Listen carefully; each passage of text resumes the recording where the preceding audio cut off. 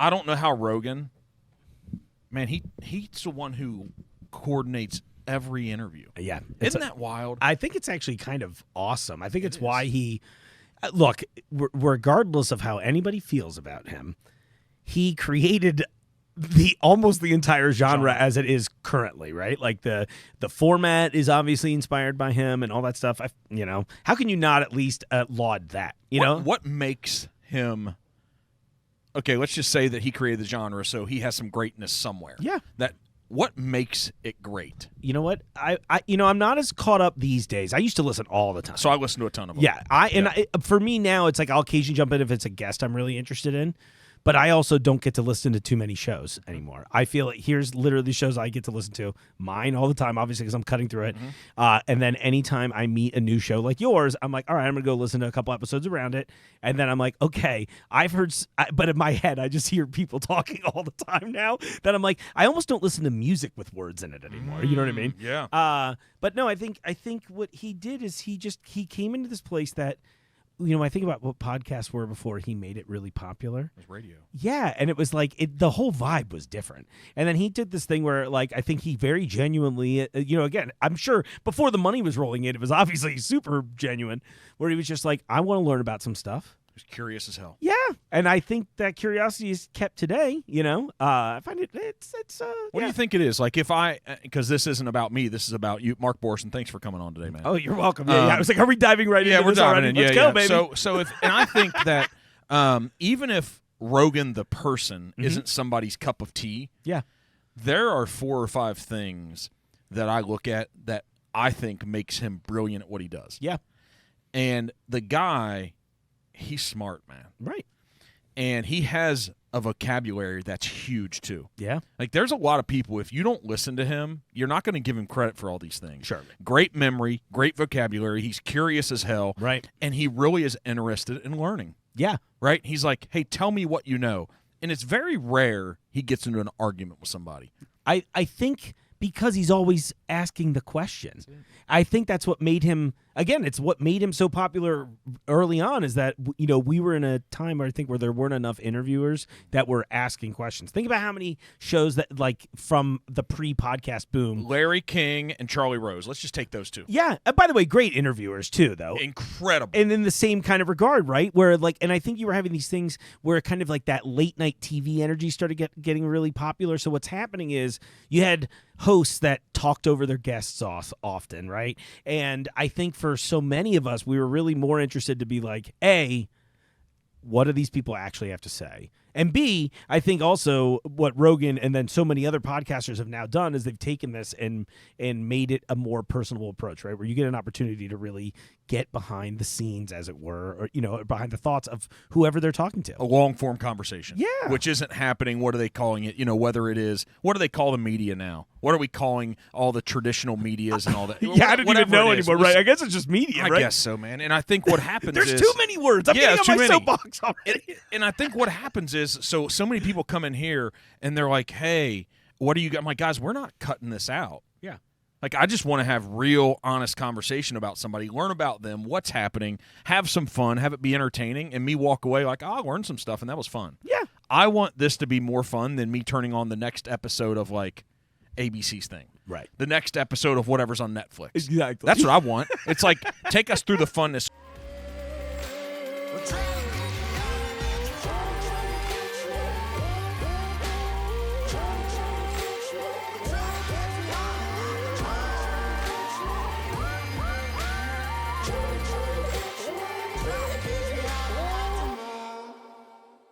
So how in the world did you end up, we could list all your accolades and the things you've done, but you've been in commercials about Pepsi and Mentos and probably like, I don't know, what else has it been? Maybe, I don't know, man. Probably like Pepto-Bismol or something. You know what one of my favorites is, and I think you'll like this story, is one of the first things I ever booked. I'm talking like a couple weeks after I get my first talent agent. And it's like a commercial for White Castle, and we shoot it over in Sharonville. There's like, and I guess around the time I remember somebody telling me that they're like, oh, they use this White Castle a lot because if anyone listening knows the one I'm talking about, it's like in a field. It's like in a big parking lot, but it's very by itself. So I'm sure it made it easy to shoot around. So it was a late night shoot. It was one of those. I was like, "Oh, this is the real deal. I'm going to this shoot at like midnight." Like and I don't know what to expect. I get there. We shoot a couple scenes. And this ad has never been on. I've never seen this ad. And I keep telling this story every time I get an opportunity to, because I'm like, somebody help me find this. But I've never seen the ad. I've never seen it on TV. It does not exist on the internet. Nothing shot at that Sharonville location in that time frame. This would have been like 2015-ish. Nothing seems to exist. I've gotten paid for it multiple times. They allegedly ran it at a Super Bowl once, and I was like, that's not real. But then I got to check. So what's this tell you about it never running? I'm telling you, this is me coming out and telling everybody, the industry's a fake. No. I'm just like, wait a second. I got cut in on the tax fraud. That's what I want. Is that what's going down? So how in the heck did you end up? You also do Jungle Gyms. So for us in Cincinnati, people know the brand. And if they don't, there's something wrong with us. Yeah. So Jungle Gyms International Market Podcast. What a sentence, right? Right? I'm like, what in the world? I wake up some days and go, this is where my career went. I'm doing a show and Jungle tells the story all the time. He's like, he caught his break in my store. It's crazy. I was like, so how'd that happen? Like, because I'm interested in hearing the stories of how did you end up where you are? Sure. That was a wild time. So you mentioned the Pepsi commercial. So I just shot this ad for Pepsi. It was like Pepsi in the NFL. And the whole bit was they gave me it's Sam Hubbard's press conference, and I kicked Sam out of the interview. And mind you, this is like height of COVID. It's like July, June-ish 2020. So like everybody's still very threatened. So like Sam was an awesome guy. Very nice. All of our interactions were like, the whole time they're like, everybody must stay at least 10 to 15 feet apart. And like I remember they were like, be really cognizant of that with him, because like if the Bengals test positive once, that's game over. I'm like, I won't even look at him if he doesn't want me to. I was like, whatever, you guys signed a check. That's how this works. So anyway, the reason I bring that up is because they shaved me crazy. Like I shaved like Bengal tiger stripes into my hair and into my chest. Like I looked insane. And probably around the time I was getting ready for this commercial, at some point, one of my friends was like, hey, I heard a rumor Jungle wants to do a show. And he goes, I think you should send him your resume. And I was like, okay, whatever. And my resume looks about as insane as I usually do, right? Very colorful and over the top. So I sent that out before the shoot. We do the commercial, and then literally like a day or two after I shoot the ad, I never forget it, because I was so obsessed with the fact that I had no hair and it felt so crazy. I just remember sitting in my living room like laughing to myself, like, oh, my head probably looks weird right now. I get this phone call. My phone even does one less favor for me, all right? So it screens the call because it doesn't recognize the number, so it sends my now boss to this thing, and it's showing me the text as she's reading it. Can I say a bad word? When you do, you're going to unleash the fervor from me. Okay. Is that okay, yes. though? I just want to... You ask everyone else, because everyone that knows me knows that it gets fun. Well, and I'm very... Yeah, see, I'm here for it. Man, and I'll drop... Even the entrepreneurial company that I run, this real estate company, they know me well for some very flashy words I use at times. So let's go. Okay, you cool. say anything and everything. Okay, there's nothing too crazy, but I just figured I'd make sure. So anyway, so I see it coming up on the phone. She's like, hi, this is what the fuck is this? Yes. Oh, my God. And I'm just like, oh, shit. And I see like Jungle Gyms. I'm like, Green, hello. And it's like this awkward moment. She's like, okay, well, we want to interview you for this show idea. So they bring me in. And I'm like, I'm wearing a hat because I'm thinking I should try to present professionally. Did you think that? You know, it's funny, and Jungle made fun of me afterwards for it because he was just like, you shouldn't have. That's not who you are. Yeah. Well, I was like, but I was that thing too where I think because so much of my career has been a little bit like, hi, Mark, we love your energy. We love your ideas. We don't want you to do that at this business. Like that feels like a more recent development where people are hiring people like me to do crazy stuff for them in hopes that it gets attention, which I think is a good move. You're like, let me be me. Yeah. And by the way, I feel like my last job, I had a lot of success with that too. But even though there was still a little more, Jungle Gyms, there is a box, I'm sure. I just haven't found the boundaries yet. That's good. And if you haven't, man, because you're a wild dude. Yeah. And you have just all this energy. And if you haven't found your box, it's a really big one. Yeah. And I think what's really cool about them is they're super open-minded. So, I come into that first interview and they're kind of like, what do you want to do? And it took me off guard because I'm treating this like it was stupid of me maybe in hindsight, but I tried to just treat it with the same respect I would take to any job interview where I'm like, all right, let me see who these people are. What do they want me and to Jungle's do like a legend, right? And he's silly and funny already. So the whole time I'm like, all right, buddy, what do you got for me? You know what I mean? Like I got my I'm even doing it right now. I'm doing the little fingers like I'm like about to do a quick draw. And that energy in the room. But like, no, we just met. We had a couple different interviews and they were cool. They were just having people come in and be like, what would you do? What would you do with this show? And I just remember like kind of like laughing and being like, well, I mean, shit, you guys sell everything. So I don't think we're going to run out of content for a long time. But I think this is a smart idea from, again, on that like sales end where you're like, these businesses should be doing this. So not that I want to be like, I'm a pioneer, but I am a pioneer. Here you go. What the hell are you a pioneer about? Let's talk. Yeah, right? If you're a pioneer, let's go. Because here's what's wild, man. I don't know if this is a pioneer. I don't take too many notes, but see? But you had a statement. The first time you've taken notes or a guest. I'm like, let me find out. There's a lot going on here, but your favorite quote. Which one? Well, it's the one that what did I send? That's knowledge. You didn't send it. Oh, we found it. Knowledge of non-knowledge is power, man. Is that not true? Okay, why is it true? Well, you think about things like you don't know what you don't know, kind of a thing. And I feel like the people who have those answers but aren't disseminating them, they're clearly in a position of power in most educational or professional settings, right? I think about anytime I've ever had like a weird disagreement with an employer over the years. And it's something that I've kind of thankfully avoided like the last 5 to 10 years anyway.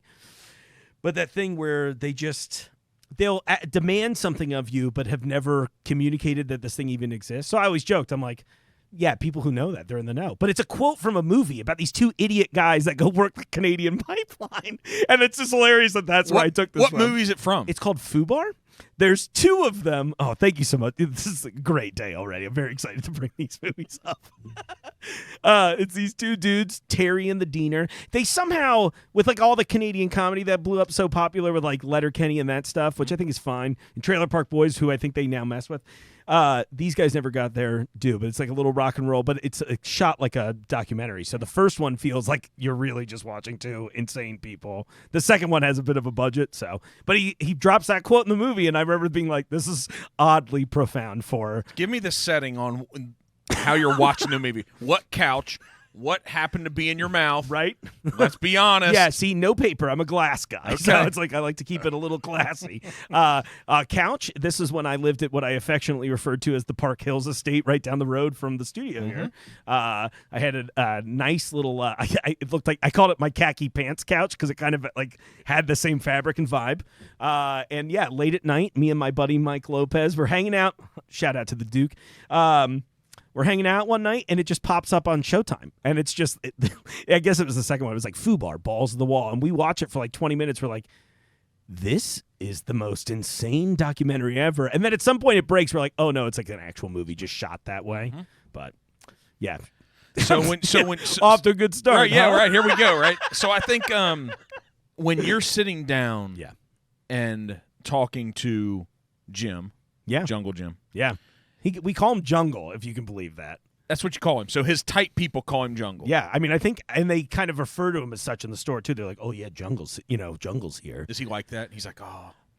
I can't tell, honestly. Like, he's so funny that it's like kind of hard to sometimes really get a real read on the guy, which I kind of love, right? Because like that's. I don't say I'm the same way, but like I definitely try to be funny, and I'd like to be funny first before any other trait.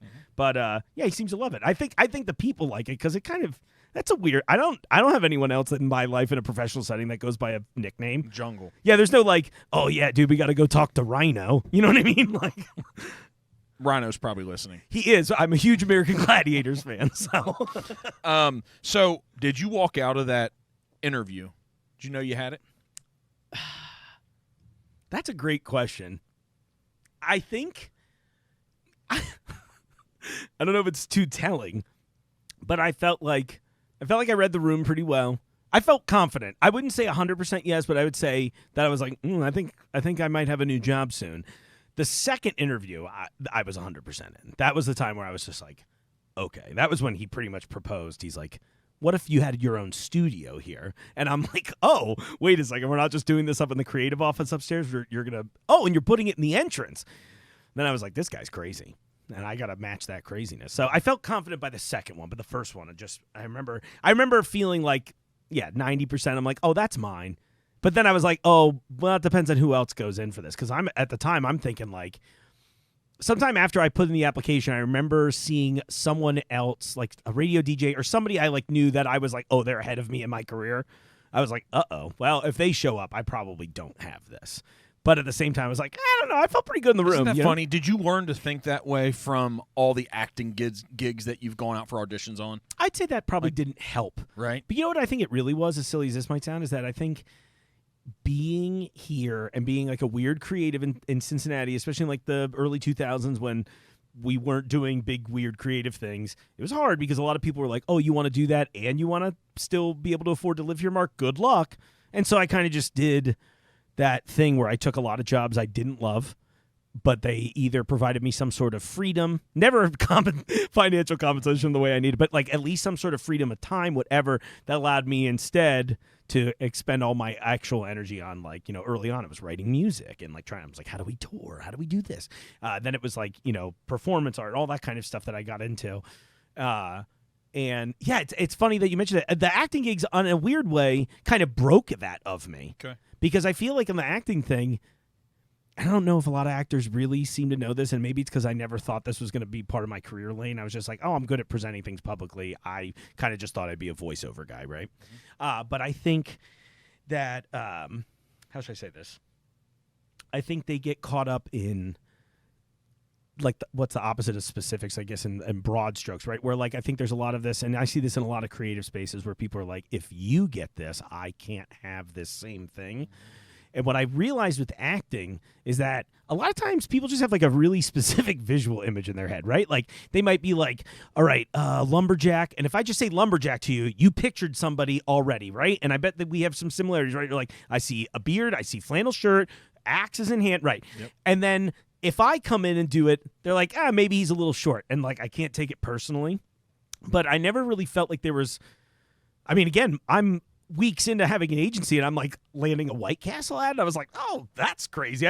I thought it was going to be like local offices hiring gigs, and then it's like, no, my list of clients is like, it's crazy to me that I did it here. So you mentioned music, so you must like music. Oh God, dude. So you're a musician? Yes, but not a great one. Okay, but you are. Another good quote from me is always be the least talented member in your own band.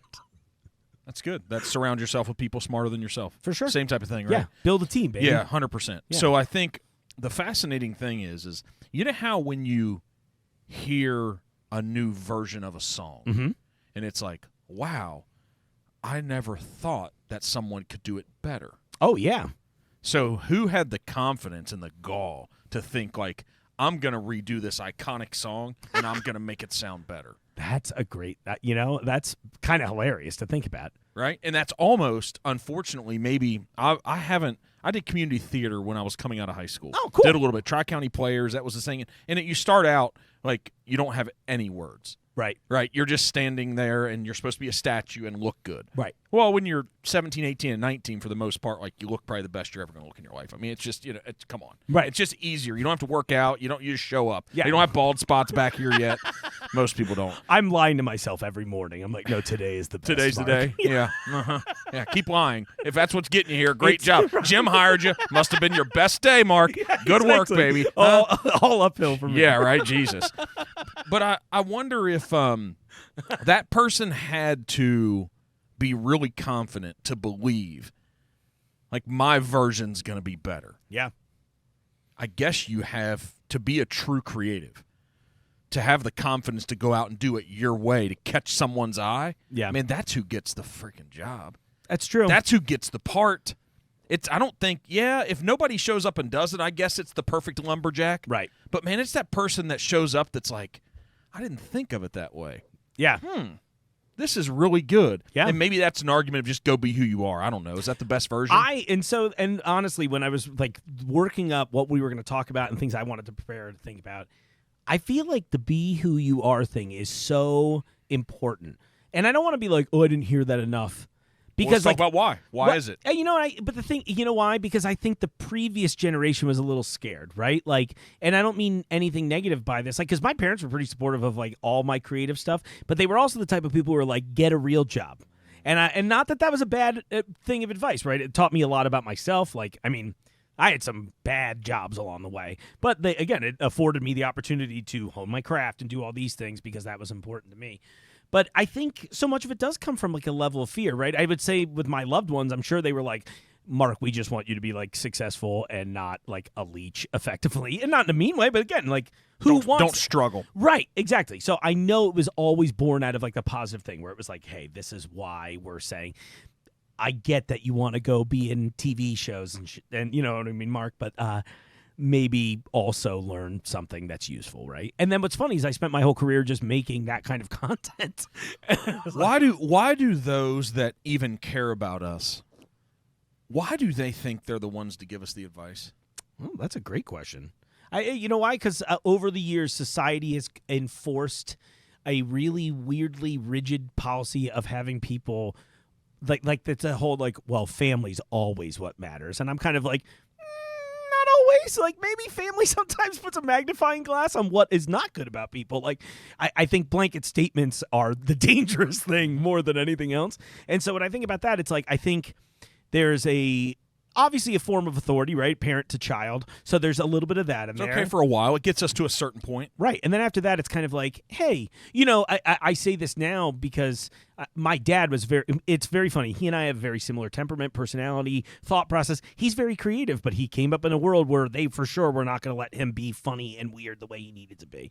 And he and I joked most of like my young life where he was just kind of like, be less of this because it's really, he's like, I should be wealthier than I am, but because I was like weird, it was more like, yeah, I'm fun and a good time, but it's like that wasn't helpful. And I thought he always did really well, so it was funny that like I'd get those kinds of little notes too. But then the reality is that the world just shifted in a way that they couldn't foresee, maybe, and so maybe a good piece of advice for anybody young thinking about this is that be open to how the future could go, because again, if I told my parents 10 years ago, guys, I'm going to host a very popular food show inside a grocery store, they'd be like, cool, so the weed's a problem? You know what I mean? Like, that would be the conversation we'd be having instead of go get it, And by the way, again, I'm saying I feel like I have good parents, and they were like on board. And then when things started going that way, not only did I get the you're doing great and keep doing this, but also a lot of those fun things where like,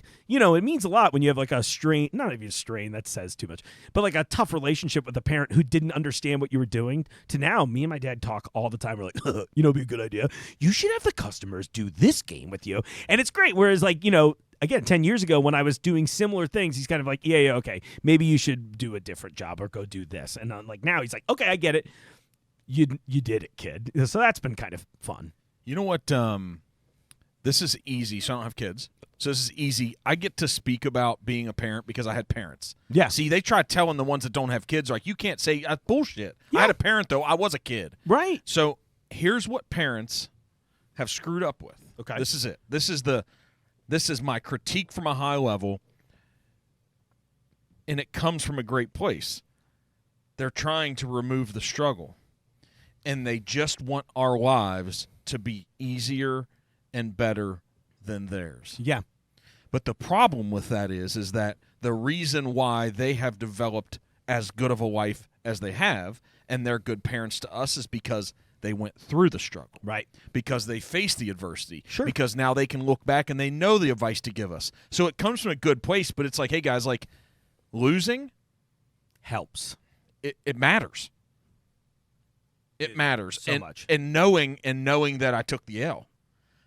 I'm somebody. There's some really big social media stars out here, and one of them, I think the guy's awesome. But what he says is, he's like, man, you got to fall in love with failure and losing, and I'm like, nah, man, bullshit. Like, here's the thing: I'm not going to fall in love with it. Yeah. But I accept that it's a necessary part of the process. Yeah. If I want to be great, I have to know. So when I see it and feel it, man, let me do something so I don't do this again. And I think being a parent, it probably hurts so much to see your kids lose and fail. Sure. I can't even imagine. I also don't have kids. Okay, yep. But I agree with you on this. I think this is, and beautifully put too, because it comes from such a noble, positive place. But then it's like, yeah, by removing some of those safeguards, you don't learn You don't learn certain things. I mean, think about this. It's like if nobody ever turned the stove on, would I have ever burnt my hand and thus like learned caution in general, right? Or fell off a bike or any of these kinds of things, right? And it's like, so I very much appreciate every parent's desire to do that. But it's like, yeah, it's like maybe pick your battles a little bit on it, Yep. Let them fail a little bit. I mean, I think had I not spent what I feel like is most of my adult life losing, I don't think I would, appreciate what I have now at all. And I don't think I would have developed a work ethic. I think and this is always tough, especially because I have a lot of young friends.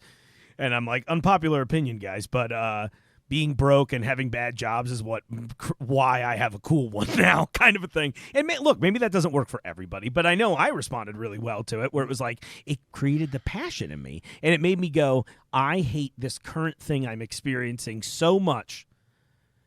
I want to do whatever it takes to get what I want out, right? And I see a lot of discourse in the opposite way. They're like, it's tough. I'm like, I know it, and I get it. I understand, and I'm so sorry. And guess what? It's probably not going to get easier. But if we can accept that together, you also could convince a grocery store to build you a studio. I don't know if that's real. You're like, but, how the hell does this happen? But so when you said, hey, I don't know if this works for everyone. Yeah. Who do you know that's achieved a really good level of success? Oh, yes. That has done it different. That's a good question. I mean, I don't know anyone. Yeah, I mean, I think everybody I know that's been in a really successful place has struggled to get there. I mean, look, I could think of like I grew up with a bunch of really wealthy kids, so I know some of them definitely got an easy hand in. But their parent or someone else. Right, for sure. And then that goes back to our previous discussion of like their life got made so easy that those I don't mean this mean. Well, maybe a little bit because it's funny, but sometimes I'm like, oh, you guys don't even have like full personalities. Like they just like, this is your job. Here's how you collect a check. Whatever. I'm like, oh, that's I feel bad about it, right? And like I think about every time I was broke which was for a long time.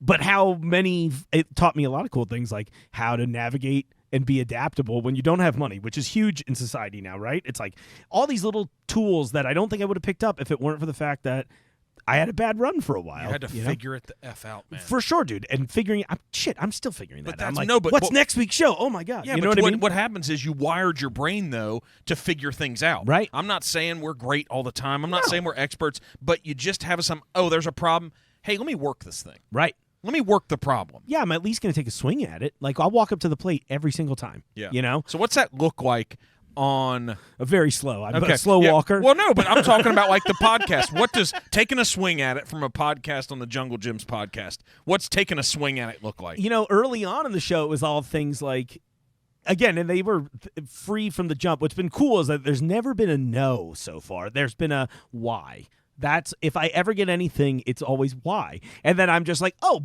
because I think this would be funny, or I think this is a cool idea, or this is somebody who would just add value to being on the show. And then they're like, okay.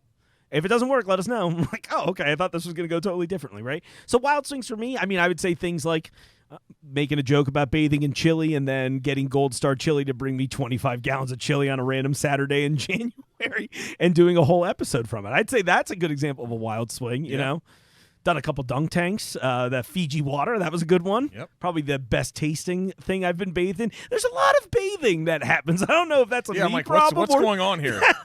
It just was like the chili thing was just an easy joke. I generally don't follow professional sports very much. So the night that this was 2 years ago when the Bengals were first, and I think they just won one of the championship games. They went to the Super Bowl. It was the game before the Super Bowl game, right? And but everything was going good. And my mom, on the other end, is like a huge fan. But I was just sitting at home watching the X Games that night because I'm a winter sports guy, so I'm like, hell yeah, Super Pipe Finals. What is wrong with you? I know. I've broken from the jump, man. It's like it's been something happened in the 80s. I can't put it in. I don't know. I just remember mom texting me like, we won, and I'm like watching the X Games. So I was just like, it's not really a Wii sport, but I mean, cool. Team like, pride. who just did 18 flips and didn't break their ankle? Mom, yeah, it's good. Like, it's pretty cool. And she's like, the Bengals, Mark. Like even she was kind of like, I think that was the most my mother's ever been disappointed in me. So I just get online, I make my joke. I was like, oh, finally I can bathe in Cincinnati chili, and it blows up. And I'm a man of my word. I was like, I don't really want to do this, but if I have the opportunity to do this and I don't take it, either someone else will have this idea in the future. I'll be mad about it. So just do it.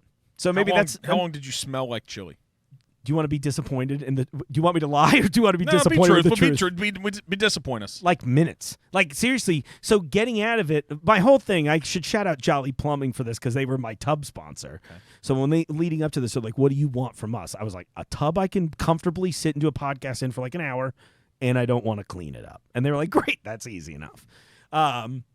So just thinking about, oh my God, I lost my train of thought. That's all right. So we were talking about how long you smelled. Oh yeah. So yeah, getting out. So because they're cleaning it up, we're in the office just again in my office though, which is like totally Studio. public. So just imagine being like, I heard of this place, Jungle Gyms, and I'm gonna walk in and you just see me just in underpants standing in the entrance of the store while a bunch of dudes are like squeegeeing me off with Dawn. It was amazing. Yeah. So they got a good amount of it there. And then one of our, I won't spoil which coworker this was, but he goes, "Hey, I got a Planet Fitness membership. There's one in the parking lot.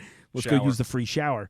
So there I am in my like Bengal tiger robe, still pretty much covered in chili, and I'm sure smelling enough like it, trying to go to the Planet Fitness across the street. And they're like, "Hey, no problem, man. All you got to do is download this app and create an account." So it's like 20 Boy, minutes. they're just like, they're soulless salespeople, man. Are you kidding me? You're dripping in chili. You just need a shower. Your buddy's got a membership. And they're like, "Hold on, ruin the carpet, right? Drip the chili. Just sign this." It was kind of because he had the guest pass. They're like, "Well, in order to get the guest pass, you have to." And I'm like trying not to laugh because I don't want to. It was amazing. I'm sitting there, I'm like, "Do you guys know if you just let me in the back, there would be no chili that you'd have to clean?" And like they had to have seen or smelled it or anything. So how's that membership going? Great so far. I still pay for it. I can never remember to do it at the end of the month, and I keep telling myself that if I pay for it long enough, it will eventually inspire me to keep going back to the gym. There's some type of really big financial business around these consistent revolving monthly bills we pay. It's great. Whether it's a subscription, whether it's HBO through Amazon, through that. You're like, I'll get around to it. And I think the number's like under $20. Oh, for sure. That it just stays there. It's so true. Which is why I wanted to pitch you today my new Patreon page for only $3.99 a month.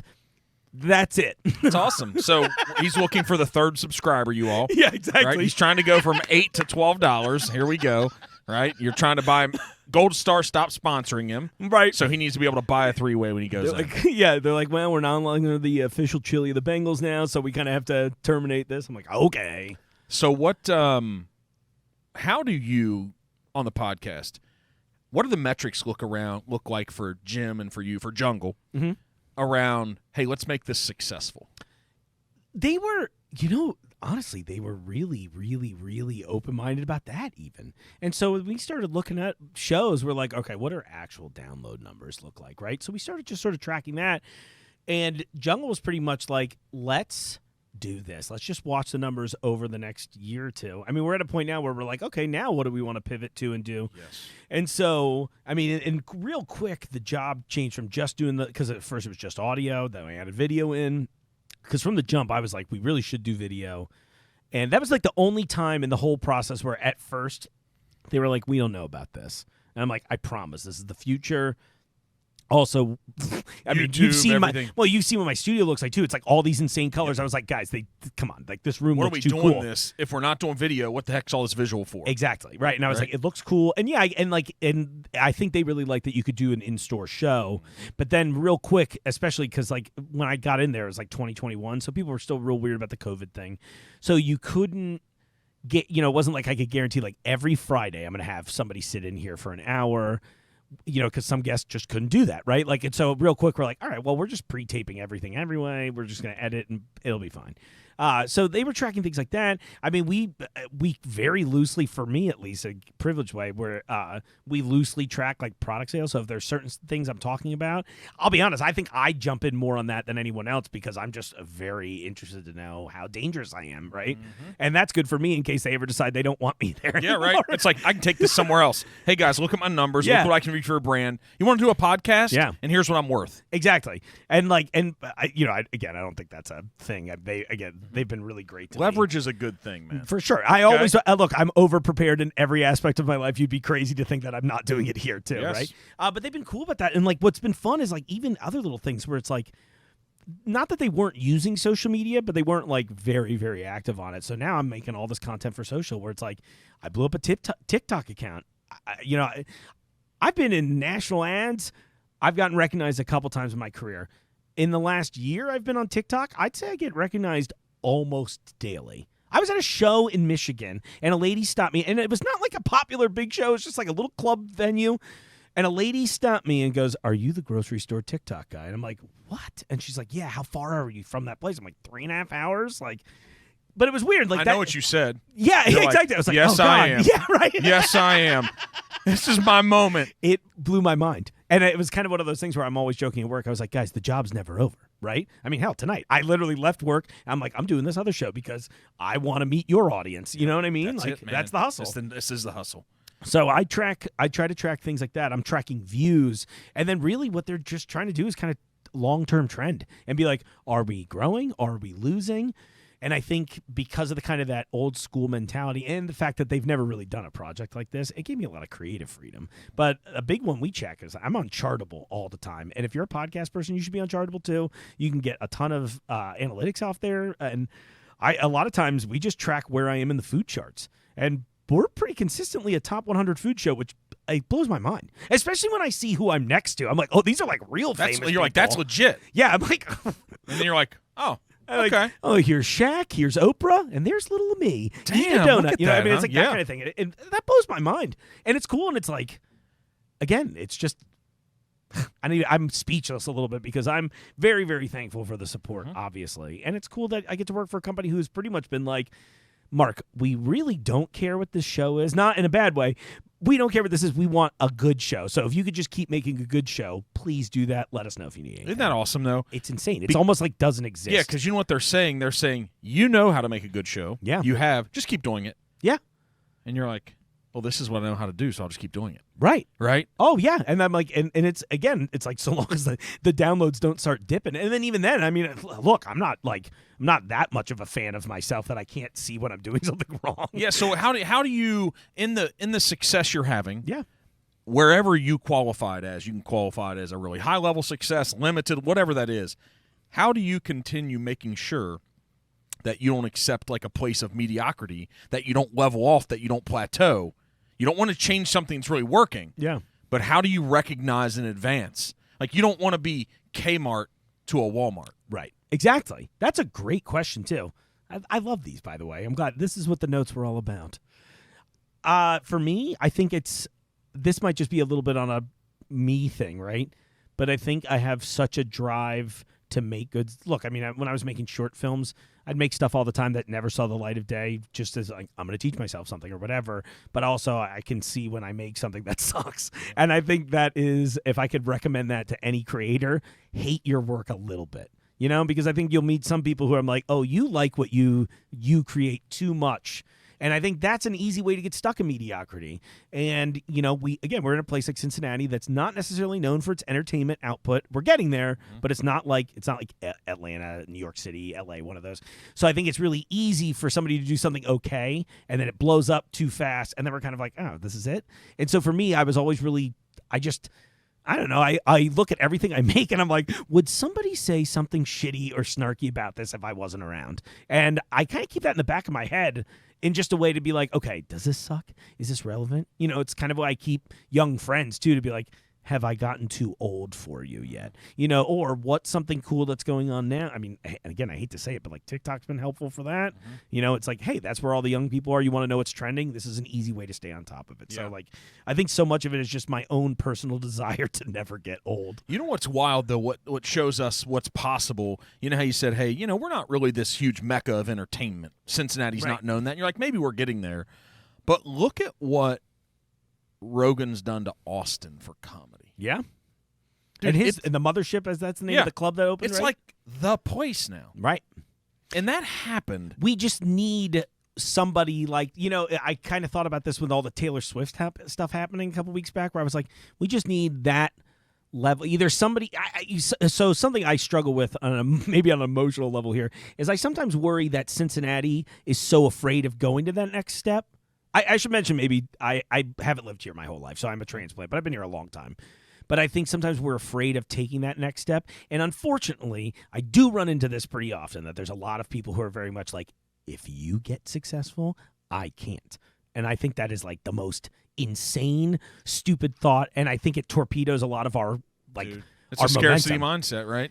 Right, and it's a bummer because like I think one of those things that's I think helped me be successful in life in general is that I don't feel that way at all. No, man. I mean, it's about the tide that rises all ships, and it's true. Yeah. Man, I tell you, I hate that, because what I've noticed on podcasting is some of these, like, there's this group of people that have them, and man, I guarantee there's some syndicate. Yeah. Of these 8 or 10 that they pass around guests, I guarantee you that they're like, hey, you should go on his. Hey, you should go on his. Like, there's Lex Friedman. Yeah. There is Joe Rogan. Right. Like, there's Tom Bilyeu. Like, there's these guys that all of a sudden I see the rotation. Yeah, you're like, oh, I know where. Yeah. McConaughey comes out with, like, Green Lights, the book, Mm-hmm. and it's like, okay, I know this is probably a media campaign, and his PR people are probably wanting to get him on those, but at the same time, those dudes are texting each other like, hey, this was a good one. I'm going to have great ratings. You probably want to get him on. Yeah. Like, I know that's happening. yeah. Oh, it has to. I mean, listen, know it is. Now that we're friends, I feel like that's going to happen for us. So it should, right? Well, no, and I think, and by the way, that's like another great. But to me, that is a good example of kind of spreading tide- the love the and the tide rising rise. tide. Yeah, Yeah, man. I think that beautifully put. By the Yeah. way, I think about that all the time. I've seen it with musicians. Hell, I mean, I hate to even. I don't Say really it. hate to bring this up, but I got one of the. It's like a public vote City Beat Best of Award this year, and the way I found out I won was because somebody sent me a screenshot of another person mad that I won it, and I was like, oh, I didn't that is the try. most. That was like the most Cincinnati shit I've ever seen. I was like, guys, this is why people still call us a flyover city. Stop that. Like, just be like, either shut up about it or support as many people as you love. Like, I think that's just an easy thing to do. And, I've never been perfect at it, but it is something I've picked up where I'm like, listen, you can just support everything and not be a dick. And it'll be very fruitful for everyone. And then, because think about this. If your show blows up huge tomorrow, I just guessed it on, that's going to go great for me. I'm going to take 10% of the people that listen to your episode and then listen to it. That works out awesome. If the opposite happens, it's the same thing, I mean, like, There's 2 ways to build the tallest building in town, yeah, exactly. right? You can tear down the tallest one, or I Right. can go build the tallest one. Exactly. Just go build tall buildings. Right. Right? And even if you're like, you build the Great American Building in Cincinnati, it doesn't mean the Carew Tower's not here. No. It doesn't mean that the Scripps Center isn't here. It just means, like, right now that's the tallest. Right. And what I know is, because that's a real tall building and the tenants it's going to bring downtown, it's probably going to – there's more people that want to come downtown. Right. So they're probably going to come and be in my building too some. Exactly. Man, I just it sucks. Yeah. And maybe we have to learn that. I don't know. I've never been that person that says, let me hold others back. Now, sometimes I'll see people winning and I'm like, son of a bitch. Of course, that's Right? superhuman. That's like, Competitive. come on. Yeah, exactly. And it's like, the thing is, I'd also be willing to bet that is such a momentary reaction that after the fact, you're like, Let me go be better. right, exactly. So- I had a friend recently, and I love this guy. He's a big fan of like the Adult Swim cartoon series. He hosts a show about the show Aqua Teen Hunger Force, and he just booked a voice gig on there. I'm like, you just got the gig I've dreamt of since like 2002. But like the whole time, I was just like, what a cool opportunity for this guy. So yeah, of course, there's that moment of like, oh, why not me? But then you have to stop that, and you have to. And look, it's hard. You have to consciously do it sometimes, and be like, no, this person had a cool opportunity. You should thank them. You should be proud of them for doing this, Man, when people around you, when they win, I figured this out in life, is when those people around us win, and sometimes they win before we do in a certain category. Mm-hmm. But what I've learned is every time I win, I make other connections. Yeah. Someone else recognizes me. There's another door that gets opened up because I won. The people that are tight with me, that door opened for them too. Right. See, that's the thing. Like, the guy that just landed the voiceover, he's going to meet some people. Yeah. And he's going to meet some people that probably are decision makers in deciding who gets voiceovers. Right. So maybe he gets a call next time, maybe not. But he's like, you know what? I got this friend. Exactly. And he's Mark. And I Right. think his voice, he's crazy. Like, this guy's crazy. And he hangs out with Jungle. Right. So I think his voice is perfect for it. Maybe you should call him. Yeah, Those things happen of course. all the time. And you know what's so funny to me about that is that it's hilarious. It just speaks to how short-sighted negative people are. Because the thing is, I'm always laughing about it because I'm like, listen, you could just continue to be out for yourself, and if you just played cool with me, you would actually get something. That's the funniest part to me. I'm like, listen, even if you want to be an asshole, you can not really, you know what I mean? Like, you can finagle your way, you can scam your way into getting something good, and then we both kind of win, which is like, I feel supported, you got something out of the deal, and you can hate me behind my back, and let's go, though. Right, Let's exactly, go. but we're both getting things that we want. So what version in your Roto-Rooter commercial where you were the clown? Yes. Is that this same Mark? Huh. No, I think I've evolved since then. I definitely sweated out a little of it that day. We shot that on like the hottest day of the summer that year. That clown costume was, I may as well have just been wearing a trash bag. And I will never forget, the makeup held all day long until like one of the last shots. So if you go back and watch it now, you'll notice in one of the last tight shots of me screaming that my eyebrows have like burnt through the makeup because it's me. And I'm trying to think, I don't think they had Shanessa in there too, but the director, Dave Morrison, great guy, by the way, local killer. But it's like the three of us wedged in this tiny little bathroom. And he's got this like, camera rig mobile shoved in my face. And it's got to be like, they killed the AC in the house because it was loud. It's got to be like 110 degrees. And mind you, that's happening. And my line is just to scream in his face. Oh, what a day. So no, that was a little disturbing to me. Seriously, does that commercial still run? So even better, they picked it up again this past Halloween. So I'm not allowed to talk bad about it. No, talk bad all you want, but I mean, I won't agree. Maybe I don't know. We'll see how truthful this gets. This might be the first time you've ever been called a serial killer. Oh no, please! At the end, you're holding the plumbing wrench, and there's pain in your face, and it must have been because of the heat. And I'm like, this is John Wayne Gacy. The heat wasn't even the worst part. It was the clown shoes they had me on. We couldn't see the shoes. Right, which is funny that I remember thinking that day. Like, there's one, if you watch, again, you'll see me clopping through the house. Okay, so I'm handicapped too, and my handicap is literally like my feet just kind of dangle like this ultimately. So imagine putting on these giant clown shoes that were not even real shoes. They were just like prop ones. So I'm just sitting there trying to walk flippers through a house pretty much. And then at the end, I remember being like, do you guys mind if I take these off so I can just like stand kind of normal is that? And they're like, well, just in case it's in the shot. I'm like, sounds good, because that's pretty much how I always try to be in a position where I'd like them to call me back. Mm-hmm. But yeah, I'm glad you caught that. The pain was truly from those shoes. And I was like, what's he going to do with that wrench? And I was like, I don't know how this is helping Roto-Rooter that this guy's going to fix my plumbing. But if this dude shows up, I'm calling Jolly. Yeah. Okay, I'm just telling you. Roto-Rooter, you're fired. This is some BS. This is not happening. I'm just like, you scared me, man. You scared me. I thought they ran that ad for, I think we shot that in 2017, and they ran it for at least 2 years and then didn't for a year or two. Maybe it was through 2020, and then didn't the last couple. And then this past fall, someone else saw it, and they were like, hey, your ad's running again. So I was like calling the agency like, hello. Do you get paid every time it runs? So they'll buy it out for certain periods of time. So fun thing. So, well, maybe this is a good time because all the SAG-AFTRA stuff that's going on the strike. I'm not union, which I also would say if you live in Cincinnati, Ohio, don't join the union if you don't have to. Tell us why, because I'm going to get a hate mail about this. Yeah, that's fine. I mean, I think I'm pro-union if you have enough work to do it. So there's like a trick to pretty much you spend a lot every year. I think it might vary from person, but it's like a few grand a year effectively to stay in the union. The thing is, Cincinnati currently, we shoot mostly non-union stuff. But what's cool about being non-union is that I can work a SAG project, and so long as I don't work multiple within a certain time period, I don't have to join the union, right? And while, again, if you live in L.A., Atlanta, a city that is... You're going to get work because you're in the union. Right. There's not enough here. Yeah, there's just not... union projects come through, but, I'll read multiple auditions a week for non-union stuff, and then maybe one every month or two for SAG stuff. So that's my tip. I have a buddy who I think... I watched him just struggle to get more and more auditions once he went SAG, but he was like, I always wanted to be a SAG actor. And because is it then you can only do things that are in the union, okay. Yeah. And so it's like it's tough, and he's like one of the most talented people in the city, and I'm kind of like, oh, it bums me out as his friend because I'm like, dude, you should have every gig that I'm going out for. And now he's not working. And probably not as much as you. Well, for sure now. Yeah, he's definitely not now.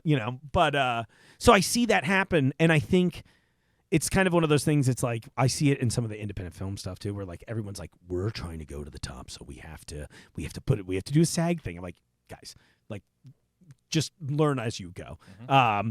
So we were talking about that union stuff. I lost my way. So what do you think, going back to the thing that Rogan did for comedy for Austin? Oh, yeah. Like, what do you think? That's I derailed the train. Well, no, but what do you think what could be Cincinnati's thing?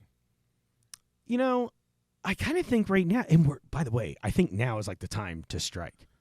But I've To actually strike gold, not strike picket signs. Yes, exactly. Well, maybe both if we could. I was like, hopefully the striking with the picket signs will turn into gold for us later. That's all right, so now it's time to strike while the iron's hot. Exactly. There's so much metal involved. Right? In this. Yes, there is. Yeah, I think so.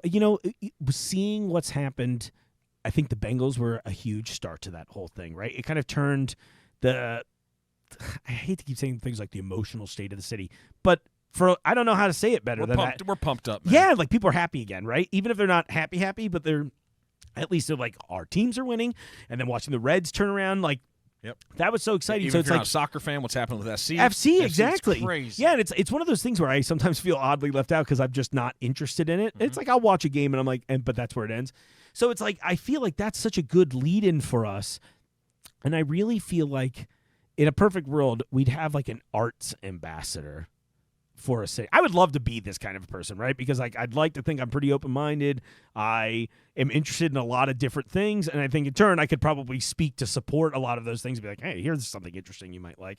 But it'd be cool if there was some sort of character like that almost acts in a way that like we kind of, I don't know, require a large societal change.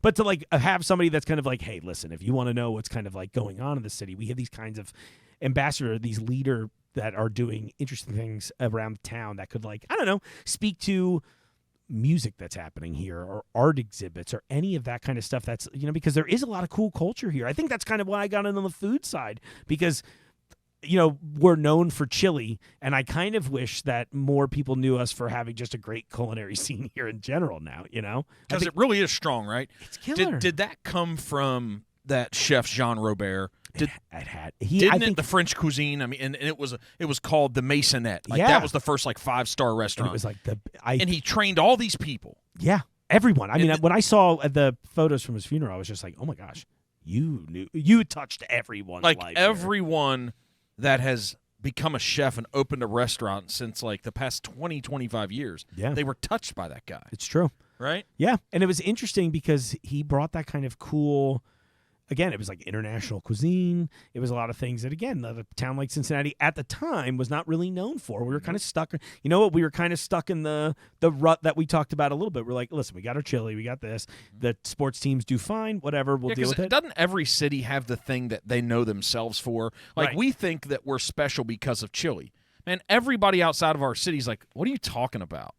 Yeah. What is that thing with like chili on top of noodles? They're like, this is nuts, right? And then we're like, oh no, we're cool because of Grater's ice cream. I know Oprah loved it and stuff, but It's like we don't think that other cities have a cool ice cream place. That's a great point, though. So I'm talking about something that is truly scalable. Like, comedy was huge, and Rogan's just like, let's dive I'm in. bringing them to freaking Austin. Yeah. And it's funny to say because I think, again, I've traveled around a lot and watched a lot of comedy shows.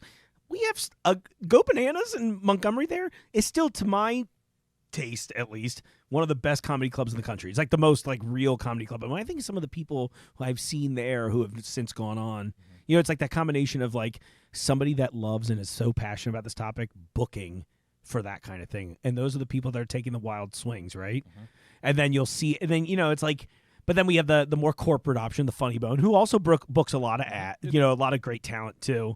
But there's just something about that like underdog kind of vibe and mentality that I think especially it was strong for comedy, which is why, by the way, I think, I haven't been to the mothership, but just from knowing enough about Joe Rogan, he clearly was inspired by the Comedy Store in L.A. 100%. You hear him talk about it. You hear him talk about Pauly Shore's mom. Yeah. Right, about how impactful she was. Yeah. And they kind of said she was like the godmother of comedy. And so this goes back to we need an art ambassador in cities. Right? Because, like, I think having someone like Mitzi Shore, who ultimately, I mean, if you really, really think about it, because especially the way comedy was disseminated for so many years until the internet made us all able to be famous for being funny,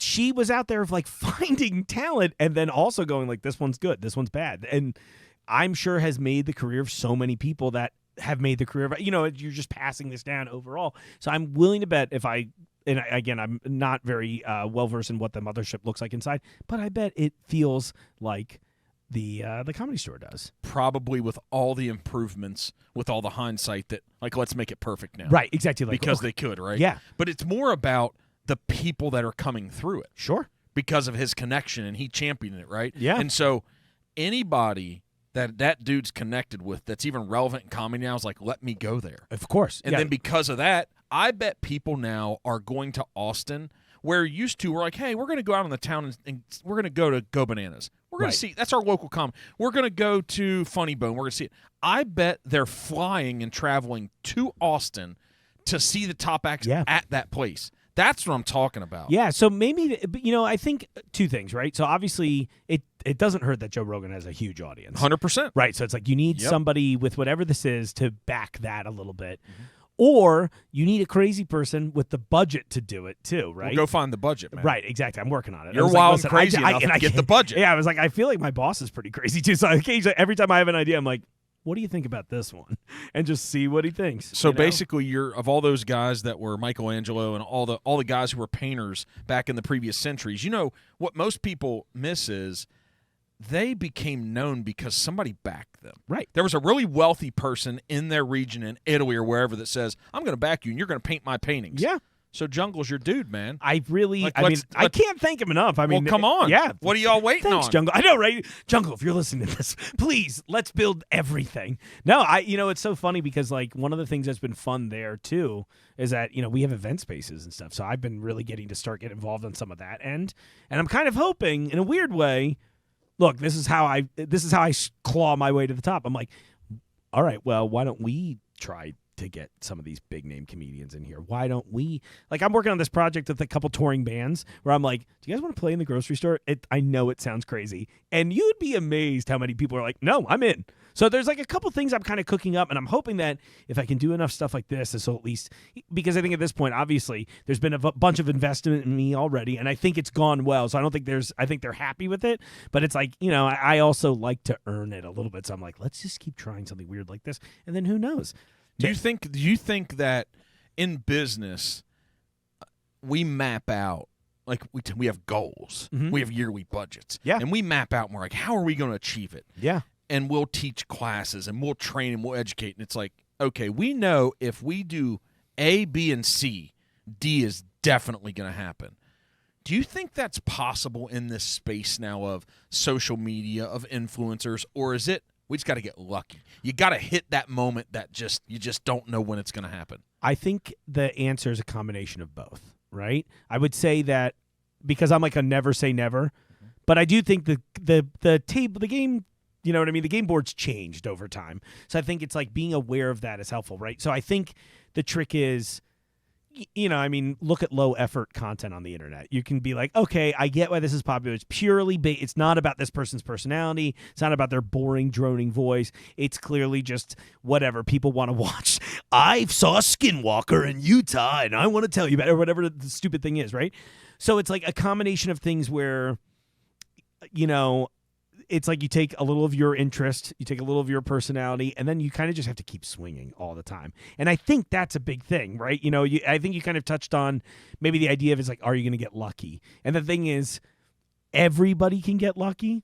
And I joke all the time. I'm like, I don't believe luck is good or bad. I think luck is just this like probability factor where you're like, something's going to happen. I want to play to it. So it's why I'll say yes to almost everything, because you never know what's going to happen. You never know. Again, you never know what door will open. You just got to keep swinging. Yeah, and it's like something's going to hit one day. So why do we stop then? I think it's hard. I mean, look, going back to auditions and stuff like that, I think thankfully enough no's happened my whole life, right? Like dating women, trying to be a musician, like all these things, right? Where I was like so used to just hearing no, it prepared me for it. So it was like hearing a no in a situation was never, it stopped being a bad thing to me. And I think I quickly realized at a fairly young age that, like, if you don't try things, everything you do starts at no. And then, but if you try, it might turn into yes. So I'm like happy to kind of gamble in that regard. And so I think I think so many people get caught up in the relevant sadness to this, but I think there's something in me is broken in a helpful way where I'm like, I'm going to keep swinging at this, even though I'm like, I don't know if this is ever going to work, right? I mean, I'm getting older now, and I'm like, is this where I peak? And I'm going to keep trying, But I know for a lot of people, that shit is so hard. I mean, I see people who just hear one simple no, like, oh, they were out of Coke Zero at the gas station. My day's ruined kind of shit. And I'm just like, oh, dude, you're not going to make it. Like, you know, and I never mean it mean. I'm just like, oh, God, I can't imagine if you had like an actual moment of adversity. Like, what would that feel like? Like I get it. Like, there's plenty of stores that sell Coke Zero. Just go to the next one. Like, are you the guy that tells them, like, man, you're really not going to make it? No, of course not. I'm like, you know what? Or the eternal optimist, like, man, I know it's so bad. Like, hey, man, it's going to be okay. And is that you? I am somewhere in between. The thing is, I always try to be really honest with people if they ask me to be, right? And then even still, I'll still do that thing. I'm like, do you actually want me to say something? Because I'm going to say it. But if you just want me to pat you on the back. They always say yes. Right, I know, and no one's ever happy about it. No, So they're I'm like, miserable then. Yeah, I know. I'm like, grow up, get a therapist. Like, you'll learn to be good at hearing this. Or don't ask, right? Because, like, but in my head, I'm looking at it always like, they want to grow. And I'm hoping that if I can be somewhat inspiring in that moment, even if I'm saying something they don't want to hear, I always try to say it in a way where it's like, listen, it's hard right now. You're never going to be the mascot you want to be or whatever the thing it is. Screw it up. Yeah. That's it. Hey, we're making up new sayings today, you guys. They absolutely don't make any sense, but like one of them's going to hit. Right. This is I'm Keep keeping swinging. it on brand. Keep swinging. Mark, just keep talking because eventually something good's going to come out of your mouth. I mean, I've been trying for almost 40 years now. It hasn't happened yet. But hopefully, you've been recording, so at least hopefully something works in here. I don't know if Dave has. He still hasn't heard anything good enough to record the damn thing. I did. Listen, I got to give Dave a shout out. He taught me how to use the cough button, and I did use it successfully once during the show. So okay, if good. You didn't hear me cough, that's because I learned my lesson. The overpriced number that we probably paid for these does work. See, there we go. Promise. Yeah. Oh, that's good. So what does what do you think? Are you a guy who plans are you like, man, in 3 years, in 5 years, like at the end of my life, I'm going to make sure that. Okay. So you've asked it in like two different ways. 3 ways. 3 years, Yeah. 5 years, and at the end of my life. 3 ways. Classic. Keep it in Cincinnati, baby. You want a fourth one? Yes, please. Add beans When to you're this in the question. coffin, what do you want us to think about you, Mark? I just want you to think that I was fun and tried to be inspiring. And like, I want to help. I wanted to make a positive impact. That was it. Be like, God, that son of a bitch was poor. Look at that shit ass. Right, Is exactly. that okay? I'm okay with that. Doesn't sound like you're okay. I feel like I'm more like, it would be something weird to say at somebody's funeral. Like, God, that you're guy like, sucked. oh, dude, fuck him. You know what I mean? Like, Yeah, he didn't have enough to eat that damn White Castles. He sure could shoot the thing. You know why they didn't put him on? It's because he couldn't even freaking buy one. So, like, we'll throw the carton in there, but he definitely can't afford a White Castle, a three-way, some graters. Like, he was kind of a nice guy, but God, he was poor. Just dump the onion petals in the coffin. Let's get out of here, okay? They're doing 3 for $5 at someone. In the poor days. Oh, my gosh. No. So do you plan it out? I have this theory that a plan is just a list of things that's not going to happen. But I also don't entirely agree with my own methodology there. I like kind of vague goals, like not like vague and like it's not so abstract, but like I don't want to be like, by the end of 2023 I'm going to have a private jet and this and that. I think that's like a little too far. But I also recognize how that can be helpful for people to like kind of plot goals. But funny enough, I think about this quote. They have, like the restrooms at work, they've got like old jungle news clippings. He has this great quote in there about how he's like, make life your game and always try to have fun with it and have some goals, but make those goals like insane and so lofty that you kind of can't achieve them. Then you can kind of take these like little stops along the way and be like, oh, that was pretty cool. Knock that one out. And I think I get why he does that. It's like it gives you a kind of a perpetual sense of achievement. And I think it staves off some of that negativity of like, is this ever going to happen? I'm too busy to even think about dying right now. Do you know what I mean? Mm-hmm. And it kind of in a good way. I'm like, oh, this is great. I haven't felt this great in a very long time. Yeah. So it's like, I vague plans. I'm usually just like, I'd like to go here before I die. Here's like, that's a lot of my stuff. As I'm just like, oh, it's going to be nice to do cherry blossoms in Japan before I die. Like, right? It's like all kind of just. But why? Why do I want to do that one in particular, or just why do I plan it at all? Yeah. Like, why do we want to do these things before we die? I think I just want, you know what? I think I just really like my eyes, as dumb as that sounds. I'm like, I just want to see some stuff, I think that's, for me, life has been about experiential things where I'm like, somebody asked me this the other day. They were like, "You're so excited. Why?" And I'm talking about that through my Guillain Barré that I had as a kid. And I'm like, well, when you get like really close to death in any form, especially I was like 3 years old, so I imagine none of it made any sense to me. But it like I think again, it kind of like broke me in a way where I'm like, I'm very excited to be here. So when I see stuff where I'm like, oh, there's a restaurant in Tokyo where they dress up like robots and they play weird beeps and boops, I'm like, no, I'd never get to see that here. I'm going there, or what, whatever the thing is. So I know for me, it's always been like I want to experience as many cool things as possible before I die. At least things that are cool to me, right? Now it's why I go to every concert I can. It's why I go to every comedy show I can. I'm like, yeah, I'll try the appetizer. Let's go. So is it FOMO?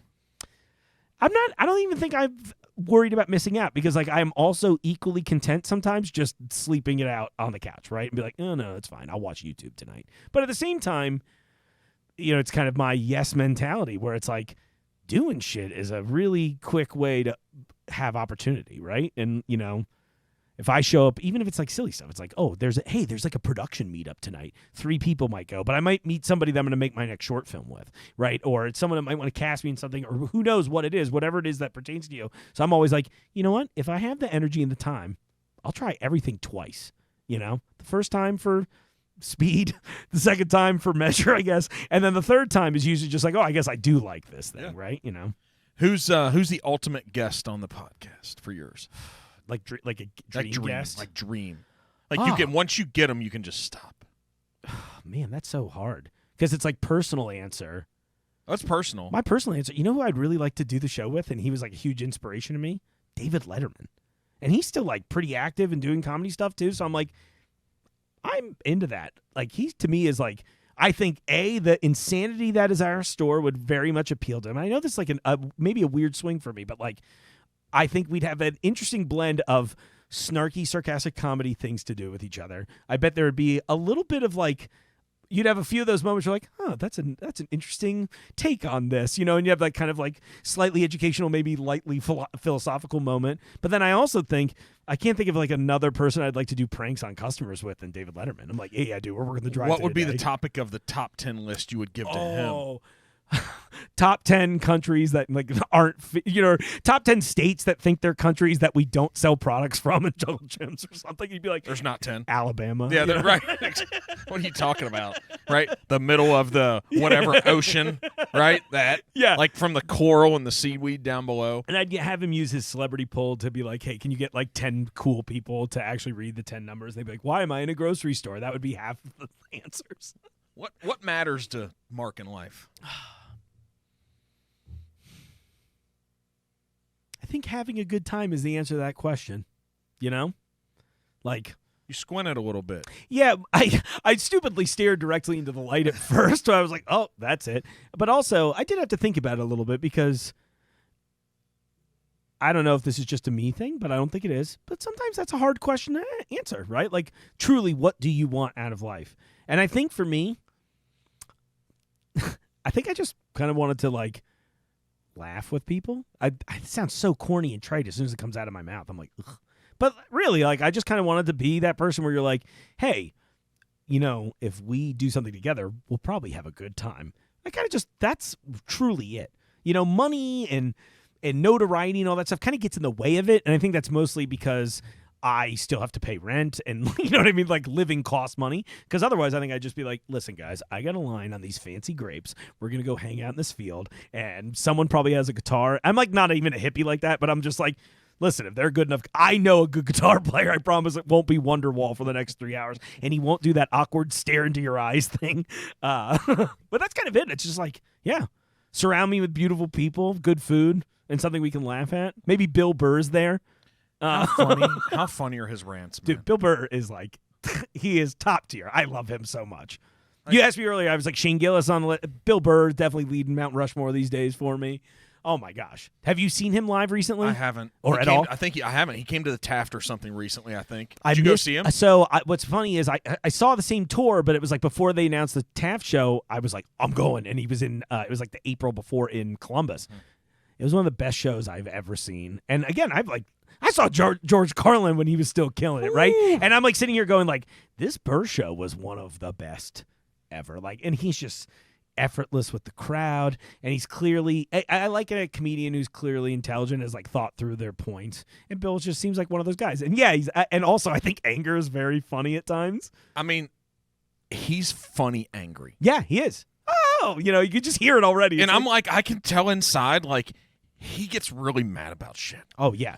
And I love it because if you can sit back and laugh at the guy who's really pissed and then he's okay about it, Yeah. and then he's going to tell you why you're a complete dick Yeah. for, like, laughing at him about him hating the world. I'm fascinated when I see his reels and stuff, and it's almost like, man, that guy, has hit his peak of just awesomeness of Mount Rushmore, Yeah. what you said. And he's just killing it still. Dude, I sit and listen to those, and I'm not a guy, I don't appreciate comedy as much as you do. I don't. And I don't know why, but I'm not a guy who likes the comedy movie as much. Sure. I can appreciate it, but I grew up, my brother made me watch like Airplane and stuff all Yeah. the time, man. And people love those. And then what's the one about Super Troopers and that? Oh, yeah, I was yeah, just yeah. like, you guys kind of ruined me on it. Like, that's just, Yeah. but I listen to Bill Burr and I'm like, that guy has refined his craft for, I bet, I don't know how he's been doing it, but it's decades, man. Yeah, for sure. That's decades. Yeah. And that son of a bitch is so funny. Somebody posted a photo of like, I forget who it was. It was like another comedian, but it was like a couple guys that like blew up, and then I forget what it was, but like the opening act, it was like also in like really tiny letters, it's like featuring Bill Burr. And it was like clearly like an afterthought. And I'm just thinking like, wow, in like 20-ish years, this dude went from being like the guy that you wouldn't care. You're like, oh yeah, Von Skip it. undercard. Right. And now he is one of the guys, And you know what he makes me feel? I don't know if this is good for a comedian. You hang out with a lot more of them than I do, and you probably have done some stand-up, and you have some good comedy inside Well, of you. thanks. I appreciate it. Yeah, and I think he, like, believes it, man. Yeah. I think the rants that seem evil and hateful and that, like, he believes it. Oh, for sure. I think that's kind of the secret, right? Like, I think about this sometimes when I'm trying to craft jokes. And usually they're just either, because I have my list of like, oh, I'll do this at an open mic some night, kind of a Google Drive document.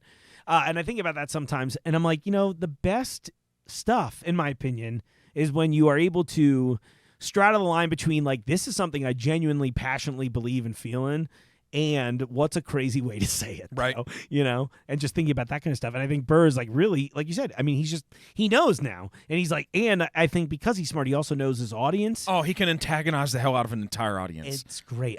He's the only comedian at that level I've ever seen get into arguments with the audience and then always win, which and he's is just great. like, come on, you guys. Yeah. That's what, the only other person I saw a recording of Bernie Mac one time. Yeah.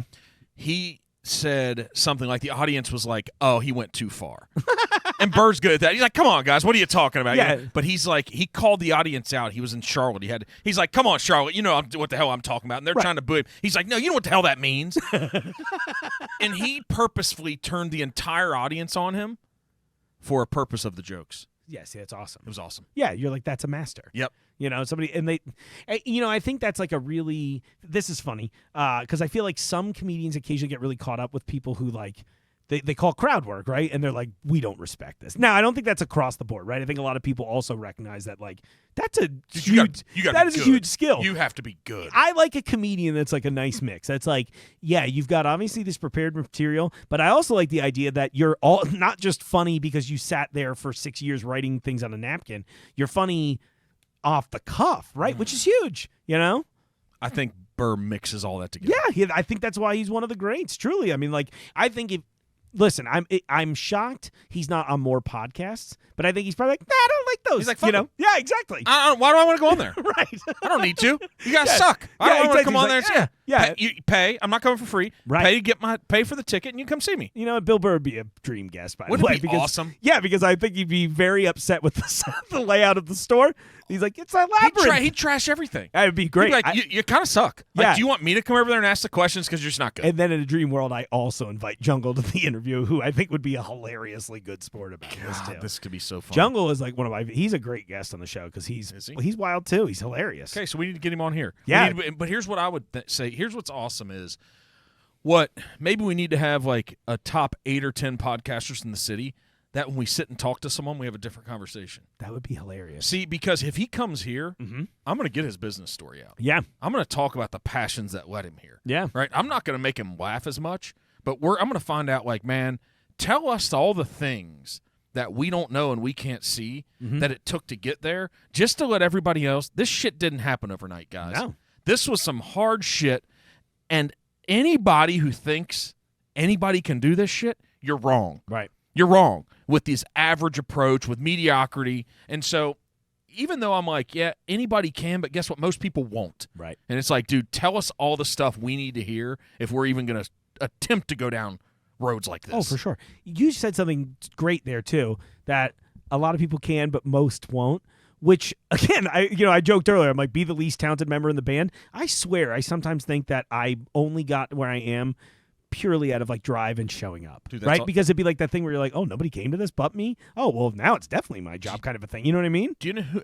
Everyone, and this is it. I'm not trying to insult people listening, but this is the reality of their life. I will insult. Well, I mean, but here's the thing, like. You started your podcast and you're booming. In the beginning of this, I said, guys, I don't know what this is going to be, but I know I want to tell some stories. Yeah. I want to tell some stories, some origin stories, some business stories. I want to get to know some of the people regionally. If it hits regionally, then who knows what it becomes. Sure. But I'm like, let's just start and take action. Usually for most people, it stops at a thought. Right. That's it. Yeah. And so I'm like, guys, everyone could do it.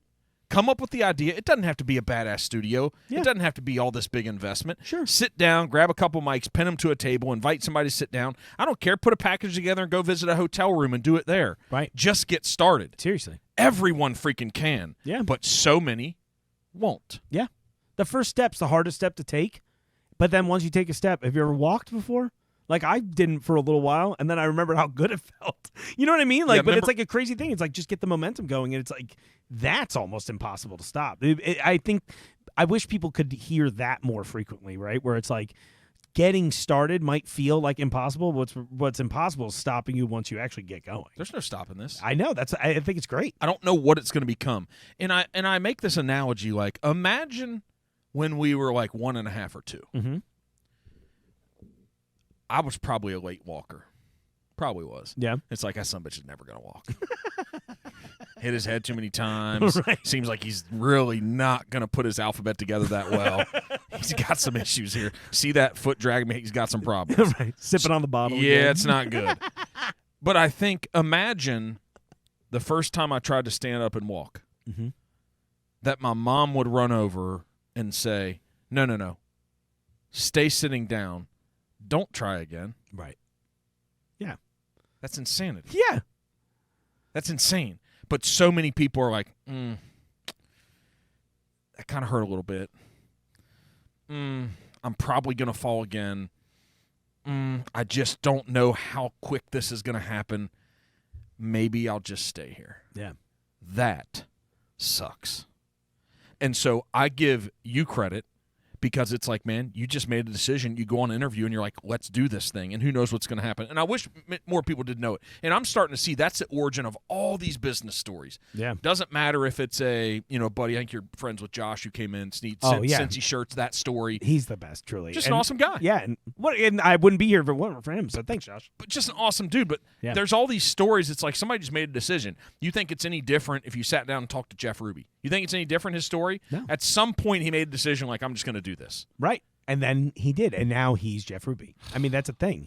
And I think about that a lot in my own life, where I'm like, all of my heroes were those kind of people, right? They're like a lot of them are like a little counterculture, right? Like a lot of Davids. And I think about that, where I'm like, their style of dress, their style of interview, whatever it was, like you can take those little pieces from it. And it's interesting because, again, it just comes down to almost all the people that I really looked up to, and I would say probably a lot of people that have just made it are those people who heard no forever, who are just like, what's that take inside? Because that's before work ethic. Yeah, I wish I knew, because I would sell mine occasionally, right? Like that would be the clinic I would donate to. I'd be like, oh yeah, you guys want a little motivation? And that's kind of what it feels like, right? But there's just some irrepressible burning desire in me to shine, for lack of a better term. Like, I don't know what it is. It's a fire inside, man, that has like a constant pipe of fuel going to it. I thought it would start diminishing, right? Growing up, like you hear like, oh, you're in your late 30s, huh, Grandpa, kind of thing. And I'm like, yeah, well, we're here. And I don't know. I'm like still sleeping like I'm 18 years old. It's like I still have all this desire to do all these things, and I hope I never lose it. But it's I wish I knew how to. I don't know, maybe not inspired out of other people, but at least let them know that like that is a thing. And like again, it kind of comes back to like once you get that thing going, it doesn't go out. You know, I mean, again, I think back to my 20s where I was like, music career died off quickly. You know, and it's like I got close, but not happening. I'm trying all these different things, but then something was just like, you have to keep doing this. You have to keep doing something, right? Like, you know, I pivoted a couple times or different art forms or whatever, and then eventually it was just like, oh, so some of this works. And then it was like, that was just enough fuel for me to know that I was like, I think this is going to work out, you know? And maybe it was good that I like shifted my financial expectations over time. I think that being broke really helped a lot because I'm like, no. We can order off the nice menu today. You know what I mean? Like, what does actually sleeping in a bed, what will that feel like? Right, exactly. I was like, I don't know. I'm on my couch right now. It's kind of good, but, you know, it's a decent couch. No more moldy basements. Right. Oh, God. That's like... You know, actors are striking right now. Now I want musicians to strike. I was like, you guys don't know how many moldy basements we've seen. Also, maybe a good opportunity for basement renewal companies. Go to every band practice space you've ever been to or tour, stop, or whatever it takes. How do you, back to the podcast, Yeah. How do you guys go out and market and select guests for your specific one for Jungle Gyms? Honestly, a lot of it is, I mean, there's not even a we. It's literally me. And a lot of times, well, I guess maybe I should back up a little bit because occasionally I'll have things where it's like if we have some guest chef or something relevant coming to the store, they'll be like, hey, Mark, I've got this person coming in. They do X, X, X, and X. Do you want to have them on the show? My answer is, yes. I'm like, of course I do. And because worst case, I'm going to learn something. Best case, we're all going to learn something. You know, I had an interesting one a few months back. This guy's name is Bob Pennington. He's one of the horse soldiers, if you're familiar with them at all. He was like pretty much one of the first pair of boots on the ground in Afghanistan after 9/11. And those were CIA guys. I mean, I have no comment either way. Let's put it that way. That's what they were. Right? Yeah. Crazy history. The dude was doing a bourbon tasting in town, though. He's got this bourbon company that they've done, and it was great. But it was one of those guests that I probably personally would not have sought out, not out of any. It's just not something. It just didn't click. It's like this doesn't connect. Yeah, I'm like, right? I like bourbon. I don't love it enough to be like in the weeds with it. So I was kind of like, okay. But it was one of my favorite interviews I've done yet. And like me and Bob became pretty friendly because of it. Someone who I did not think the two of us would have a lot in common. But we're like, yeah, dude, we both love jazz guitar. And like, it's a strange thing. So like there's a little of, crowdsourcing in that regard. But then for me, a lot of times I try to do things like what's popular right now, what's trending. Is there something new going on in the store or is there some event going on, right? Like, we've got a hot sauce festival coming up. So I've been trying to do little like short hot sauce plugs. So leading up to that, what I've been doing is reaching out to like every vendor we have and going, hey, well, if it's not me directly, I'm going to the manager relevant and skipping a few steps, but sending out emails like, hey, we have this podcast. We're doing this hot sauce festival. Your product's going to be there. Come on and just talk to me about it for a few minutes, right? And start there. Don't they love the opportunity to do it? I think yes. I want to say yes. Sometimes some brands are better about it than others. You can tell some people are like super, super excited about it. And then other times people are kind of like, yeah, we're just doing this. I've had a couple funny ones. And even better is when somebody doesn't seem excited about it at first, but still comes in eventually. I'm like, all right, time to be kind of a jerk today. And I had a funny one with a brand who ended up being really great, but they were like weird. They were like, yes, we want to be on the show. And then for like 2 months, we're going back and forth about like what they were allowed to ask about. I'll tell you off the air too, because you're gonna laugh at the brand. Yeah, too. It's like, you're like, what do they have to lose? That. It's like, don't tell me what I can't ask. Like, just kind of give me some parameters. But guys, listen, I'm not an asshole. Right? Exactly. I kind of know. Like, guys, I'm not gonna be an idiot. I want this to like not be canceled either. Exactly. Right. I'm like, I really enjoy having a job, and I was Come like, on. and it's in a grocery store. Right. Come Yeah, on. I was kind of like, can you just tell me what your And it was fine. And like the rep they sent me, he was a great guy. And I could clearly tell it was like a weird corporate thing. So I run into that where it's like independent brands, always 110% on board. Yep. The corporate people are kind of like, ooh, are you going to ask that? And I'm like, yeah, I'm going to ask that. Have you listened to a podcast? Do you want this to be successful or do you want people to turn it off Can in I take 30 a seconds? stab at why? Oh, please. Because it's lacking passion. Right. When it's an independent brand, man, there's some reason and purpose, and they're still they're still in touch with like why this thing was. Right. The corporate shit's just like, well, it's the guy, he's the brand manager, it's just her job, and it's just like, well, okay, let's just talk about it. Exactly. That kind of sucks. It super sucks, and it's funny because like I always try to liven those up a little bit. Yeah. And the thing is, like, I want some of those connections, so I am also willing to play the game and be like, all right, that's fine. We'll do 15 boring minutes that I can just put somewhere in the show where I'm like, people typically dip out for a minute or two here, so I can put, I mean, because I'm looking at the analytics that level, right, where I'm sitting like, okay, this works. Whatever, and they get what they want, but I'm also looking at it like this needs to be fun and exciting because otherwise nobody wants to be like, all right, well, today I'm talking about vapor distilled water. I'm like, oh, what is that? They're like, well, it's water distilled by vapor. And you're like, cool.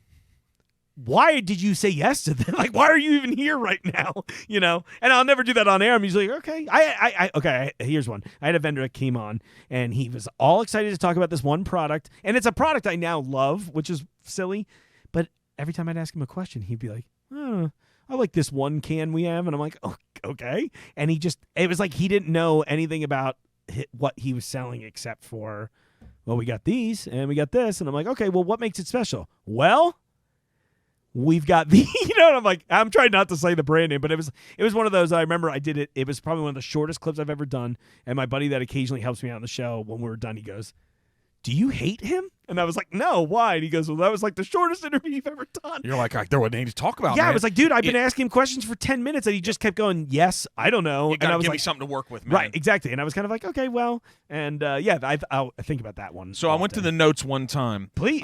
I'm going here. Bring it back, I'm baby. going here one other time. You have a comedy. This is hilarious, man. Uh-oh.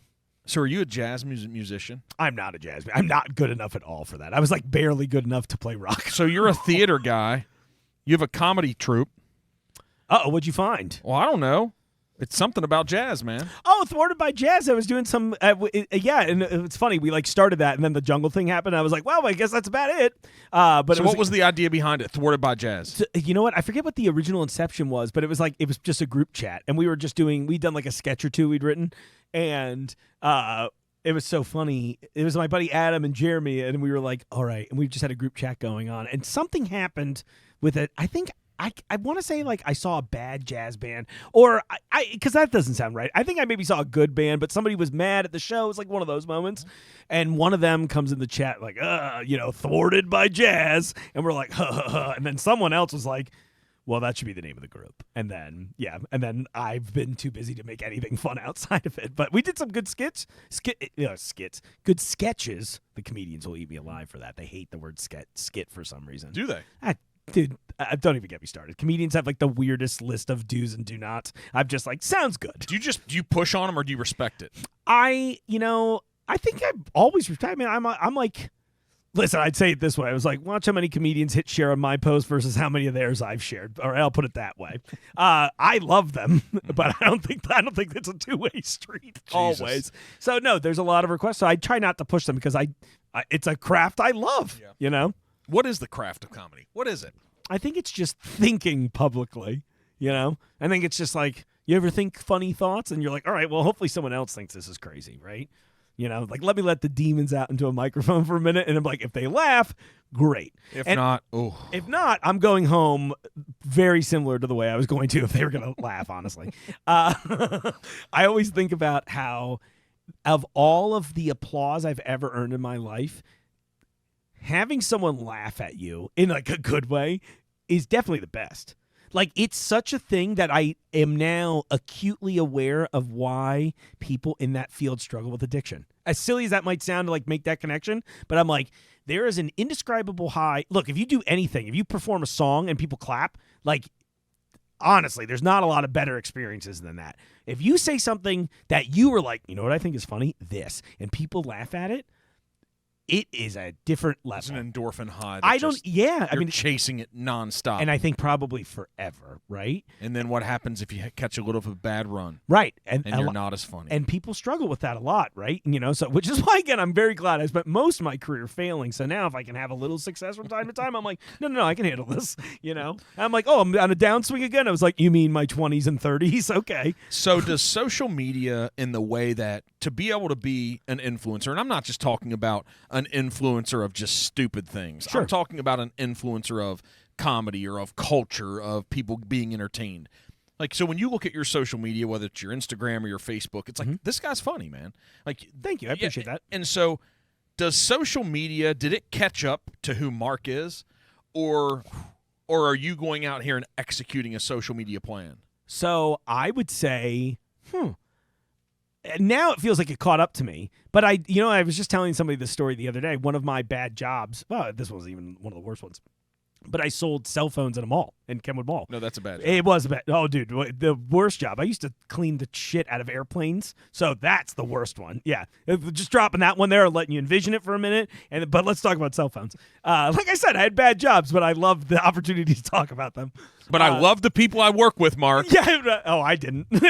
Somebody unironically called me college boy at the airport because I spoke in complete sentences, and I do not think that I have college boy energy whatsoever. I remember thinking, I'm like, oh, somebody's gonna die. Yeah, I was like but not from my hand, but I mean, like from stupidity in this place. I was like, oh gosh, this person's driving a very expensive tug. Oh my god, what a miserable life. It was crazy. That person that actually says that statement when you're cleaning toilets from planes, right. And they call you college boy. It was insane. It's like, your life is terrible. I am like to think though that they were just like Trying old to- guys that weren't funny. Yeah. Do you know what I mean? Trying Like, to make a connection. Right, and I was just kind of like, okay, well, that didn't work.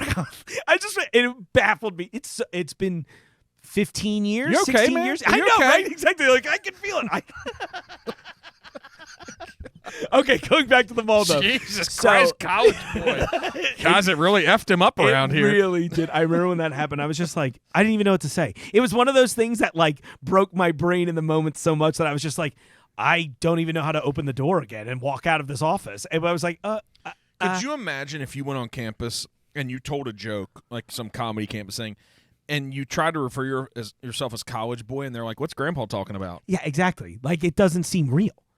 And at the time, I was relatively new to Kentucky, and I just remember being like, okay, you showed your colors. Where were you in the first from? couple months. Where were you born? Well, so I was born in New Jersey, and we lived all over for a little bit. We were in Jersey for a little while, New York, and Oklahoma briefly, and then but once we got to Cincinnati, I was just like, At what age? God, I was like 12 or something? a little before. I think like let's say 10 to be safe. I'm like, does that sound right?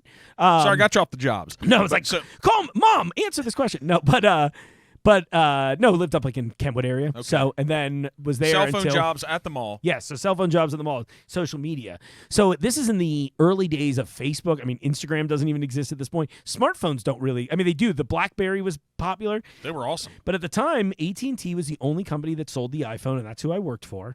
And I remember getting an iPhone, and I was already the type of guy that even with my crappy slider phone was constantly taking pictures and then posting them on the internet. And at a time when that wasn't like we didn't know what social media even was. It was like that was back when the internet was just different websites you went to, and now it's just like we go to two, and then those sell us things.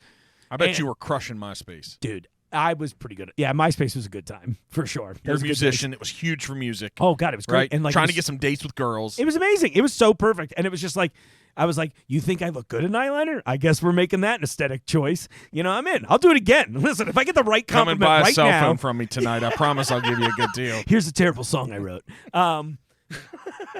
So you took the pictures. But I would just take pictures of the weirdos in the mall because, you know, like any good public place, it's full of weirdos. And we were stationed right outside of, I think the Spencer's? Starbucks is still there. I don't know if I don't think there was a Okay. Spencer's back then, but we're right next to the Starbucks. So you got a good amount of foot traffic.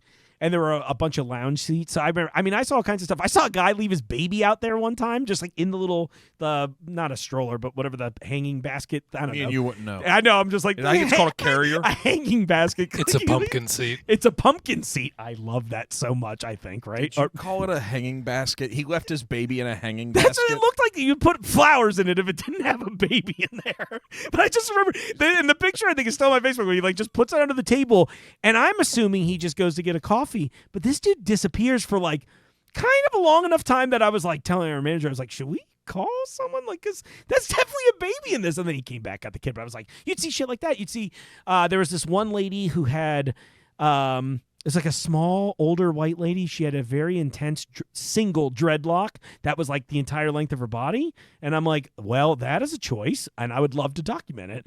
And again, this is at a time where like nobody's really posting pictures of the internet anyway. And then when you do get them, they're low quality. But here I am, free iPhone.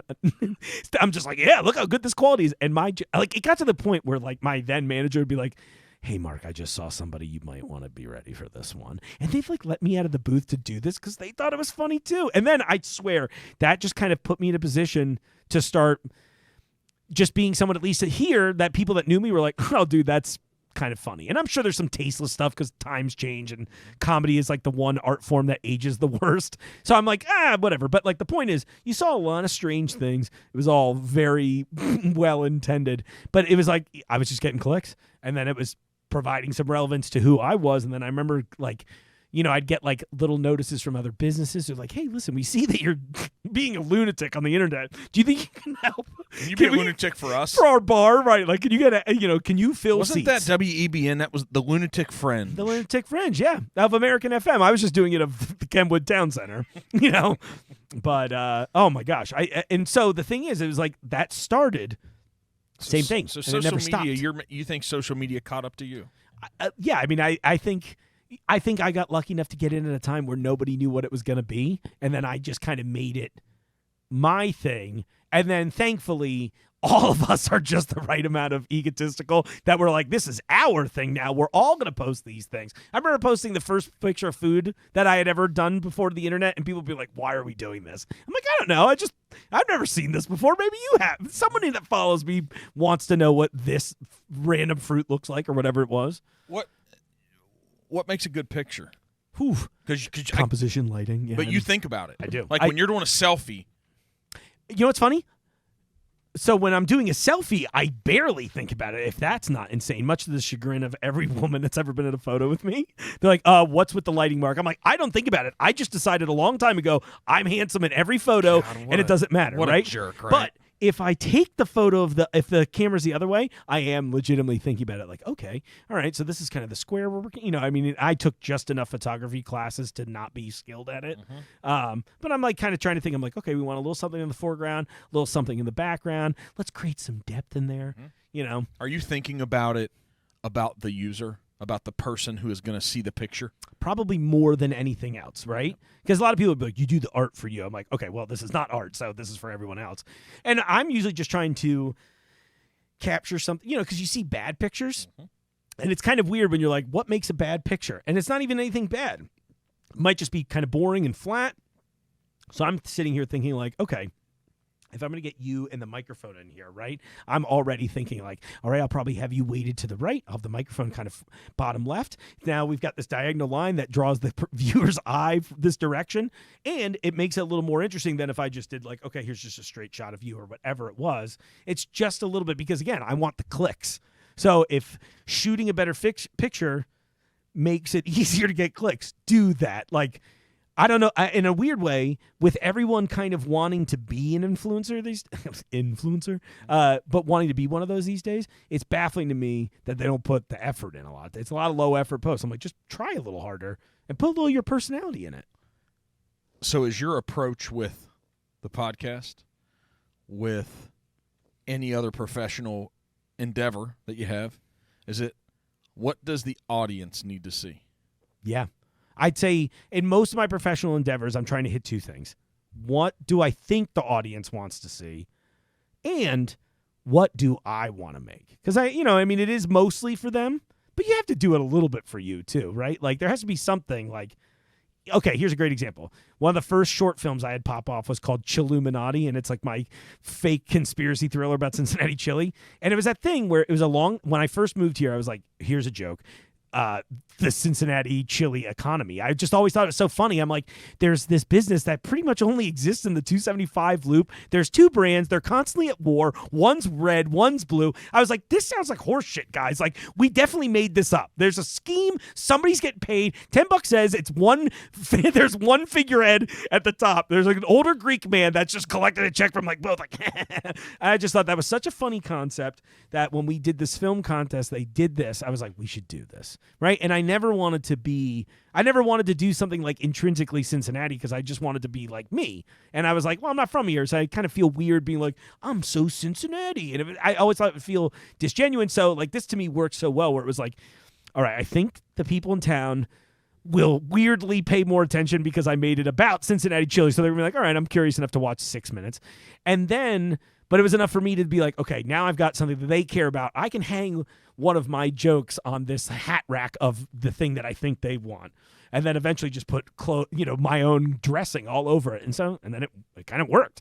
So now I keep thinking, I'm like, all right, what do I think the audience wants? What do I think they might want? And then what do I want to give them? And it's like, how do you combine those things in a way that's unique for, well, if you're looking at it for yourself versus, I have a weird sensibility. I watch a lot of strange comedy. So like some of the stuff I'm like, I know it all the time. Trust me. I'm like, oh, that's just a joke for me. I'm going to laugh about that one, but you have to also be okay with that too. So it's like, it goes back to my hate yourself a little bit comment too. I'm like, no, it's sometimes they might not care. You're going to make stuff that they don't care about. There's too much stuff now,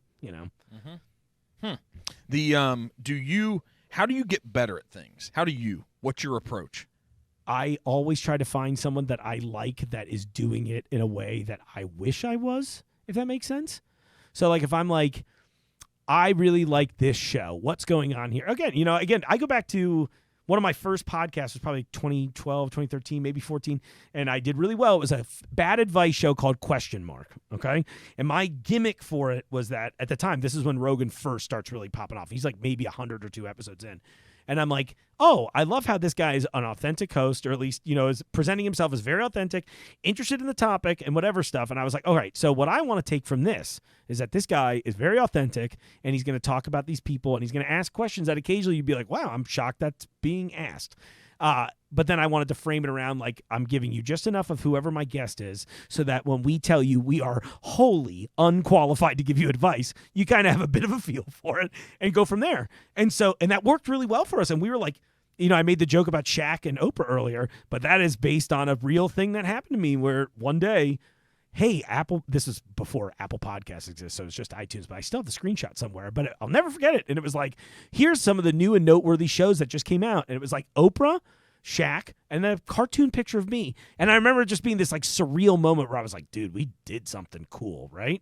So taking those moments and then going like, you kind of touched on it earlier again about like not getting stuck in the rut. So it's like, I'll look at these people who are doing the things that I want to be doing and go, all right, what am I not doing? Because that's possible. Yeah, of course it is. Yeah, like they're doing it, right? Like, Mr. Beast, probably one of the biggest YouTubers right now. People are like, how do I do that? And I was like, well, go back to his early content before he was making millions and see what he did. Like, instead of just watching it as like this background noise content, instead treat it like you're in school a little bit and go, okay, what aesthetically is being done here? Okay, and so if you watch a lot of YouTubers, they have a very similar aesthetic. It's usually like center-weighted picture of a person talking direct into the camera. They might have a nice mic. They've got like an interesting background. The good ones are usually, right? There's like something interesting behind them. And but there's low white behind them, though. Exactly. Right? And there's like, and it's themed. Intriguing. Right, exactly. And you're like, I want to know what they're talking about. I want to hang out. I think there's a little of like, I want to hang out in the space. And then they're cultivating content that they, again, I would assume, well, I'm sure a lot of these people don't care as much as they maybe seem like they do, because I think about the stuff I'm getting fed all the time and it's just like, did you hear today? There's a new wrinkle in some video game that's being developed. And it's 8 people doing the same thing, but they all have hundreds of thousands of views. So you have to start looking at it like, what are they doing? Then I'm going even more insane. I'm like, okay, what does this description of their video look like compared to what I'm writing? What has been successful for this person? How can I take this behavior they've done and frame it for myself? And I'm constantly doing that. I'm constantly just watching a lot these days, especially. I used to be worse about it because I used to have this mentality of like, I'll accidentally steal something one time and then people will be very mean to me, and I don't want to deal with that because it'll be genuine. Now I'm over it. Now I'm like, oh, if I do that, it's an accident. Whatever. You can say, hey, sorry, but guess what, guys? I had so much respect. I was looking up to you. I watched it. I'm not trying to rip your thing off, but like, good job. You did it well. Like, it's crazy. I feel like the audience is the one that's weirder about it than the creators. Because I think if the creator, you'd be like, oh my gosh, I'm so sorry. Yeah. I love your content. I didn't even think about it. And then they'd be like, fine. Yeah, I'm not ripping off the whole thing, y'all. I just saw there's the one thing. And to be honest with you, they probably weren't the first one to do it. For sure. This is not the first time Family Feud's been on the Correct. air. Okay? Right? Yes. Yep. So I Anyway, like I'm glad I broke that, but I think that's a good move too. It's like go take the things in that you love, and if it's working for them, really ask yourself why is it working for them, and then you kind of have to do that hard thing that I think is really difficult for a lot of people, especially people that are trying to get into the space. Is you kind of have to go, how am I the problem? And you have to be really honest about it. And the thing is, like, I know for me, I'm like, you know what? I could probably spend a couple more hours a week doing like certain tasks that right now I'm just like, you know what? I'm going to do a different one instead. But I think some of those, while difficult, might be more beneficial for me. But it's like, I have to have that. I have to be able to look in the mirror and be like, Mark, you are not doing enough right now. And I sometimes feel like in a grand sense, there's a little too much of people looking at this like, well, I'm doing everything perfectly. Why isn't it working? I'm like, well, okay, so the answer is because it's not. Right, you're not doing it perfectly. Unfortunately, I'm sorry. And again, this is me going, I'm sorry I have to be the person that tells you this, but I'm telling you this because I respect you. And no one else is willing to. Right, everyone else is going to be like, no, dude, it's great. You deserve only 6 views on this forever, right? And that's not real. If your content's good, and that's the other thing is you kind of also have to be like, am I good at this? You know, everybody wants to, somebody said this to me one time early in the career, and I'll never forget why it came up, but I think about it way too often. But they were kind of like, Mark, some people are in the parade, and then some of us just have to clap while they walk by. And I'm like, wow, that is crazy and also true. And I think the way social media, if it's had a net adverse impact, is that everybody has a shot now. And it's hard. How do you want to tell someone that you like that they're not good at this? So, like, nobody's really getting an honest feedback. I mean, people might hate my show, and they're just too afraid to tell me. And that's cool, because, I mean, as long as it's still going okay. Well, but most of them, though, from the outside, most of them truly shouldn't give you feedback, because the only people that truly care are the ones that should. That's true. Right? Yeah. And it is our job to realize, like, who are the ones that care? Yeah. Because that's what I want to listen to. Because if it hurts, they're not going to tell me that to make it hurt. Right. Yeah, that's not the point of this at all. No, they're going to tell me that because they care, and I'm trying to do this thing, and they care about me succeeding too. Yeah. But I think way too often we think everyone cares. No, they don't. Yeah.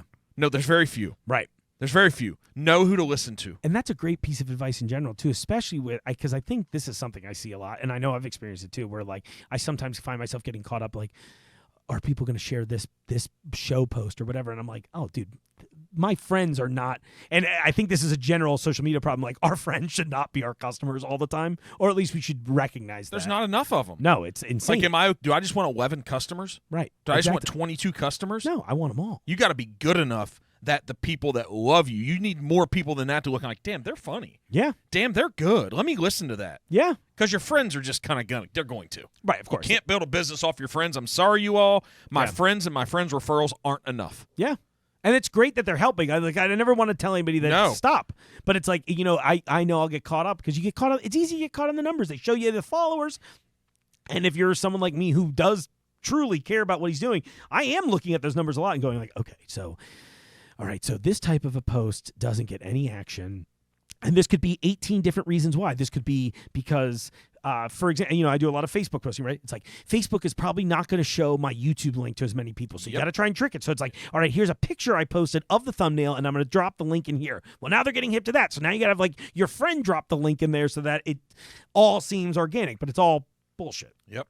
And who really knows the algorithm? Right, and nobody does. I don't even think the people that are running it really know. I mean, it's like some AI stuff, man. The TikTok one is the one that gets me the most because, like, that'll be one where I watch some trends.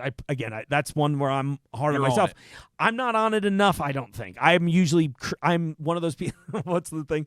I've written more books than I've read. Like, it feels like that, where I'm like, I'm just constantly making content and like, all right, well, that one works, so we'll kind of just swing at this, right? But I think you should do that. At some point, you got to stop reading the books. Oh, for sure. Right? Yeah. No, and it's been, by the way, it's been great because, like, there'll be times where I'm like, oh, I didn't think I'd be hitting this many. Like, you know, I'm getting on base all the time. Sometimes I'm knocking it out of the park, and it's wild to see. But again, it's that first step thing. But no, being like hyper fixated on this, I think we can often get too caught up. You know, you asked earlier, why do people stop? I think sometimes we get too caught up in like, well, do people care about this? And it's like, dude, no, your friends probably don't. And I have to have that hard talk with myself sometimes. The only reason why we don't do things is because we're worried about what people think. Yeah. That's the only reason. Mm-hmm. It's the only reason why we don't go out and we think we don't look good. It's like, it's because you're worried about what people think. Right. The only reason why you don't post that video when it's a little weak when you're getting started, it's like, well, what are they going to think? If you were Wilson on the island with Tom Hanks, you all would do everything you wanted to do. Yeah, for sure. You're not going to, if you want to climb that tree and get the coconut, if you want to make a little sandcastle, if you want to sleep for a week, you're not going to care what anyone thinks because there's no one there. Exactly. Right? It's oddly freeing, too, when you have that revelation eventually. I don't know if it's good. I don't know if it leads us to success, but I know it's going to unlock. It's going to take the shackles off, and you're going to start taking some action. Yeah. We joked about being pioneers at the beginning, right? Yep. I think that is kind of, again, I've laughed so hard, I'm a pioneer. But there is that thing about, like, a lot of people that changed history for better or worse usually took a swing that you're like, really? You know, I mean, again, look at my boss. Nobody thought that this fruit stand was going to become like literally an internationally known landmark, right? Like, and in the world of all the huge grocers, it's insane. Not and like, just surviving. I'm assuming thriving is what it feels like. I mean, I feel pretty confident in that too. Where I'm like, oh yeah, I mean, thriving enough that you were like, let's build this crazy personal studio. Let's go. No, but it's like it's such a cool thing, right? But that's unique. And then it's been crazy in the 2 years. I'm now fielding a lot of like gigs for not even gigs, but like people being like, how did you do this? Our business needs this. And I'm like, well, sometimes you just have to hire me. Mostly. But no, I mean, but seriously, you know, that it's crazy to think about. So it's, again, I always try to come back to being like, thank you, Jungle, for having that kind of vision. But I'm glad I get to work for somebody who has, again, he had a crazy vision for his own brand and he continues to. But you know how you said thank you to him, and I think that's important. But have you seen the video about Snoop Dogg? About where he thinks himself? Oh, yeah. I agree. Dude. Yeah. I'm like, that is spot on about people who succeed. Yeah. It's and it's funny you say it too, because like I'm sitting here going like, I don't want to thank myself because what will people think if I like Fuck me too? 'em. You're right. And the thing is, I'm like, no, you know what I did? I think like when I first started and you'd have people in the company like, oh, how'd you get this job? I'm like, oh, it's crazy. This is my first job ever. So it's so weird that they just started here. I'm like, no, asshole. Like I've been killing myself for 25 years to break through. I'm not saying anything. other people haven't, but guess what? You all went on a journey and I didn't stop. Yeah. So I don't know which one of the failures, which one of the yeses, I don't know which one. Right. But every one of them compounded to right here. Exactly. And if the Mark wouldn't have done all that stuff, I wouldn't be here. Exactly. That's it. So I'm allowed to stop for a second and say, hey, thanks, man. Yeah. Like looking back, like thank you of you 10 years ago that you didn't quit. Yeah. It's true. Like thank you of like 5 years ago, like you kept working when other people didn't. Like, hey, man, like thank you for like going all in when nobody else even knows what the hell that means. For sure. Right? Oh, yeah. You're an all-in dude. All the time. For better or worse. Every way, too. I'm like, live hard, love hard, you name it. You know what I mean? I'm like, you are getting – I was talking to someone the other day. She was so funny about this. She was like, when I first met you, I was trying to – she's like, I didn't realize that you were like – she's like trying to like softly say intense, right? But she's like, oh no, but she's like, you are an all-in person. And at first she's like, oh, so like early on knowing you, it was funny to kind of like learn you because like, oh, some of these things that I thought were like intense deal breakers for you were just like loudly just saying, I just don't really care for this thing kind of energy. It didn't really mean that much. I'm just going to talk about it. I'm going to be all in on the right. I'm like, yeah, fuck fake banana flavor. You know what I mean? Like that kind of a thing. I think it was fake. Is that too much for a lot of people? Some people? Yes, I think it is for a lot of people, because going back to the whole similarities between me and my dad, I remember growing up and somebody calling my dad abrasive once. And I was like, yeah, he can be like mean to me sometimes, but I've watched this guy work a room my entire life. Like, I don't think abrasive's the right word. But, he was outgoing. And I think this is, again, I'm sitting here thinking this is mostly like late 80s, 90s, right? And so people weren't as connected as they are now, where I think now, again, I'm living in a good timeline where people are a little more used to my kind of energy, even though I would say they probably get it more from like dishonest ways, right? Like, I mean, this is just me, right? I think a lot of people are like, all right, time to put the energy suit on, where I'm like, dude, I wish I knew how to not wear it. You know what I mean? Yeah. Yeah, crazy to think about. So you're all in. All the time. Why not? Like, what's the point? You're going to die one day. Like, I don't know what happens next, and that's a gamble I'm not willing to take. I'm going to cherry blossoms in Japan. You know what I mean? Like, what's going to happen? And you made a great point about, like, just not thinking about what other people care or thinking about. Worry about what they think about you. Yeah, thank you. Yeah. Yeah, like, almost everything in your life. You're really right about this. Like, I think it is based purely on people being like, well, what does everybody think? Every time. Dude, it doesn't matter. Every Like- time I haven't done something, man, Yeah. that I've thought about, it's because I was worried about someone would think about me. Yep. Every time. Yeah. I totally get it. That was one of my COVID discoveries where I was just kind of like, oh, I missed out on opportunities.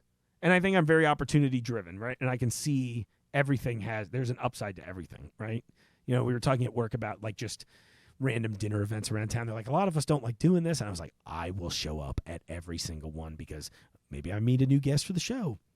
Maybe there's some in that we haven't discovered, whatever. And it's like, oh, and the bad part is I got to eat dinner or whatever, or I got to talk to people. That's fine. Mm-hmm. You know, there's trades and balances. Maybe that's another good thing is like always look at a well-rounded version, especially of things you don't like, you know, because you're not going to view it honestly the first time. You're going to be like, I hate that. No. Mm-hmm. Stop and then try it one more time and try to be like, is there any benefit to this truly? Like, I get that I hate this, but, you know. Which is why I'm getting so many extra root canals these days. So like I'm saying, you know those smelling salts that Rogan hits people with? I'm telling you, I've listened to them enough like they're going to die. I don't need to try that one, okay? See, you do, don't you? If I do, I've done. We used to Are have they that bad? They used to have them at the airport. They would have it. They'd keep them on the commissary trucks. Do they exaggerate that, or is it that bad? I mean, I think it seems like they're exaggerating. Yeah, it's kind of bit. just like, I mean, you've smelled ammonia probably once in your life. Now imagine ammonia times 10, and it's right in your face. Like now maybe there's some new type of smelling salt that I'm unaware of, but every time I did it, I was kind of like, by like the third one, I'm like, I kind of like this, you know. So yeah, maybe this is how we just exposed Rogan. Yeah, we're like, the smelling salts are not that smelly. We went too far, dude. Yeah, like, Joey Diaz, how could you? I've trusted you. God, that guy too, huh? Oh man. Whew. Yeah. Whew. He's a good. I saw him do stand up once. That was. He's a great storyteller. He seems. Like I like him in that format a lot. Like I want to like listen to his book because I'm imagining he's like, you know. Like I imagine him like killing me when I listen to him sometimes. Yeah, I mean he definitely has that voice. You know, I'm like, oh my god, like you should. I'm going to tell you this one time and never again. Like, okay, Uncle Joey, please do not kill us. I love him though. God, a lot of you know, it's like going back to it. I'm like, I did learn about a lot of good comedians through that show. Yeah. What hits your heart, man? Like, what are those moments that, because you're this big energy guy, but blood clots. Wow, this is went another direction. I know, dude, I know. Jesus I'm Christ. Yeah, hopefully not. I'd hate to find out the hard way, right? I'm sorry. But no, tomorrow on the obituary news, I'm sorry, dude, guys, family, I didn't do it to him, and listen, I swear. if there's audio, I want you to air it still. You know, we won't cut it out. Yeah, no, don't cut any of it out. Somebody's going to sue me one of these days. Well, it won't be me. That's okay, yeah. It might be your family. Gosh, damn, what has happened here? I made the decision. Mom, leave him out of this. But what is it? Like, what's the thing that that you catch yourself and you're like, man, I'm getting a little soft and old? Does that happen to you? You know, it's sort of funny. I felt soft and old my whole life. I feel like I'm actually having the opposite happen a little bit now, where I'm kind of like, because look, realistically, obviously, big energy guy, a lot of this, and then people will be like, well, is there another side? And I'm like, yeah, he's sad a little bit and soft sometimes, right? Like, it's like that thing where at the end of the day, you know, we're like, well, what are we doing this for? But like at the end of the day, I just kind of want to feel appreciated and loved. So when I truly find somebody that like has like something genuinely kind to say, that doesn't feel like a weird backhanded like I need your help kind of a thing, and not that there's anything really wrong with that, but like when somebody genuinely is like, listen, I appreciate what you do or what you're trying to do, like I see the work you're putting in. Whenever I hear something like that, that is the quickest way to move me to any sort of intense emoting, right? Like I'm like, yeah, I get that little tear in the eye, and I'm like, oh, you not only care about me, but you care about what I'm doing enough that you stopped your day for no reason than to just be like, hey, keep it up, kind of a thing. I think that's so cool. And then otherwise, it's like, I don't know, maybe like a dog dying in a movie that'll get me. I'll go full John Wick at that point. But see, that's the problem. Now I'm like, if you come after Mark Borison, I will kill you and your entire family, you know? Do you really have a dog, Mark Morrison? Yeah, he's awesome. Yeah, and it's on the collar, but he mostly goes by Morrison because you can imagine telling a baby dog, bark, don't bark, was like never going to play. But yeah, isn't that awesome?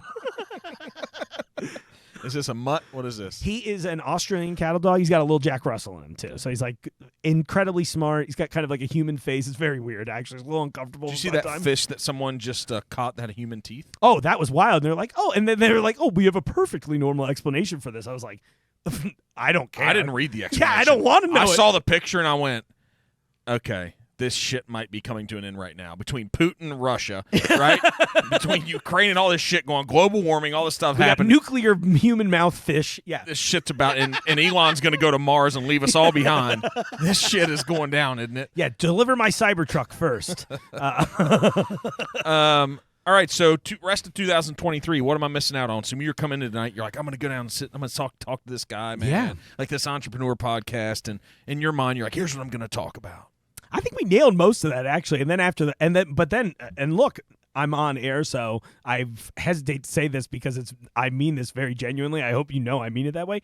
But like, you asked me a lot of really great questions that I was not unprepared to answer, but like that I wasn't expecting. I really appreciate that. Like, you clearly have you've done this with all of your guests that I've watched so far. You've clearly paid enough attention to us, and maybe more importantly, and this is a tip I'd give to every interviewer, you are listening to what we have to say. That's like half of it. Again, that's why Rogan popped off early on. He's listening and he was engaging. He was asking thoughtful questions that kept it going. So seriously, thank you to you. What are you missing out on this year? Well, nothing. We're friends now. So now you're locked in, baby. I better see those shares come through because that's how I judge my friendships. Two. I have very limited friends, so you're screwed, right? Oh, listen, okay. I'll put on the third wheel. There's a reason why you have to come to the 9th floor. I don't think we should tell them why. It's like, I did see things. If we don't get a subscriber out of this, we're moving to the 10th floor, baby. Yeah. There's a balcony out here. Oh, that's amazing. Yeah, perfect. And conveniently, I parked my car right under it too. I'm just trying to collect some insurance money. Yeah, this is good. No. Yeah, but what's on your mind, man? Hot Sauce Festival I got in a couple weeks. A lot of my stuff now is like all jungle focused, but I'm like, I love doing events. So I'm trying to think. I don't think this will air before then, but I've been doing like little hosting gigs. So there's a cool podcast, and I think he's not really doing quite podcast style now, but he does a lot of local music. He's very focused and integrated into like the R&B and local hip hop scene. But this guy Gravel brought me on to What's his name? His name's Gravel Bear. The show's called Donuts and Alcohol. And I'm saying it wrong intentionally. I'm starting to gather something from all your friends. Yeah. Jungle, gravel. Right. Like, I don't know where it is. Yeah, and earlier I was like, oh, maybe I do need a rhino in the lineup. I was like, hey, listen, if your name's Rhino and you seem cool or you can benefit me somehow, please reach out to me at podcast@junglegems.com. No, we got some festivals. So I'm hosting a local music show this weekend. I've done some collaborations with Urban Artifact up in Northside, and they're always a lot of fun. They've got, again, a lot of things I like to do in my outside of Jungle Time are music related or comedy related. So let's see. I think I've got a stand-up thing in October. I forget the specific dates on that. Local? Is it here? Yeah, it's actually in Northern Kentucky. Are they doing it at Darkness Brewing, I think, maybe? Down in Bellevue. Yeah, down in Bellevue. I think that's where that is. But I could be confusing because the guy that had reached out to me for it was also doing work then. So sorry, Adam. But I've got some of that stuff coming up. We follow all this stuff, though, right? Yeah, if you just follow me, I post too many times a day, right? So you will be like Cincinnati's most unfollowed man. You know what I mean? Like, yeah, we're still friends with him if it pops off. But there's nothing like the only thing worse than not having a lot of followers is to catch an unfollow. Oh yeah, I that's rejection. Yeah, I'm just like, oh cool, I haven't heard from you guys in a couple of years. I'm like, well, hope they're okay. You know. So I think you're all over in social media. Like, you mentioned Facebook before. Like, is there a Facebook page or is it Instagram? Like, what's the best place to interact? I would say probably. I do so much of my Facebooking on my personal, but if you go to, so you asked earlier, my social handle is The Marketing. So that's like the Mark ENING.com. That'll dump you right to my Facebook page. That's an awful arrogant statement to make that you're going to marketing the city. Listen, I have to, right? I was like, somebody had to do it, and all the other marks have just not lived up to the promise that I made. He's calling me out. He's talking shit about me, y'all. Can you believe this? Listen, I broke a lot of rules tonight to come to a show hosted by another Mark. Yeah, we joke all the time at work. We've handled it well. We did it great. No, it's amazing. The audience is probably like, they just had that moment where they're like, oh. You know what that shows? We're definitely not the smartest guys in the room. We just don't need realized. To be. Listen, the smartest guys are the ones that are producing and editing the shows. 100%. Which is why I produce and edit my own show. Wait, I want to be surrounded by people that look at me like I'm stupid because I get smarter, right? It works. It does. The system works. Yeah. Look, every time somebody challenges one of us, we grow from it more than likely. Or or you're like, I've had enough. Yeah, and then you learn how to throw a punch better, which again, it's like this is a check in the right direction. You know? So hey, one thing we didn't touch on is my weird Taekwondo. Yeah, a black belt. I know. Man, get the hell out of here. Isn't that funny? Well, because post paralysis, right? Like it was hard to. Again, this is like the late 80s, early 90s, so I'm assuming that medicine has taken pretty solid advances since then. But, like, I did physical therapy and that kind of stuff, and then afterwards I was like, yeah, I could walk. But, like, I have lovingly referred to my feet as flippers forever because they pretty much just dangle and act like flippers, right? So, like, it was really something, especially at that time when bullies still were, like, a thing. Again, one of those moments where I'm like, oh, I actually think a lot of my temperament was based out of people being really mean to me as a kid and then being like, oh, this didn't really ultimately matter. I can either give it back to them, which I did very aggressively in my late teens and early 20s and then grew out of, or whatever. So, yeah, the Taekwondo thing was awesome. Like, I mean, it was really... I think I learned a lot there, too. I mean, because, people train martial arts, and so often they focus so much on just the physical aspect of it. And it was great for balance, but that's it, yeah. I remember there were these tenets, and I can't remember all of them now, but it was like perseverance, independence. Like, they had all these things. They're like, remember these things because this will be what saves your life more than knowing how to throw a block, right? You know what I mean? And it was really, I've never been in a fight.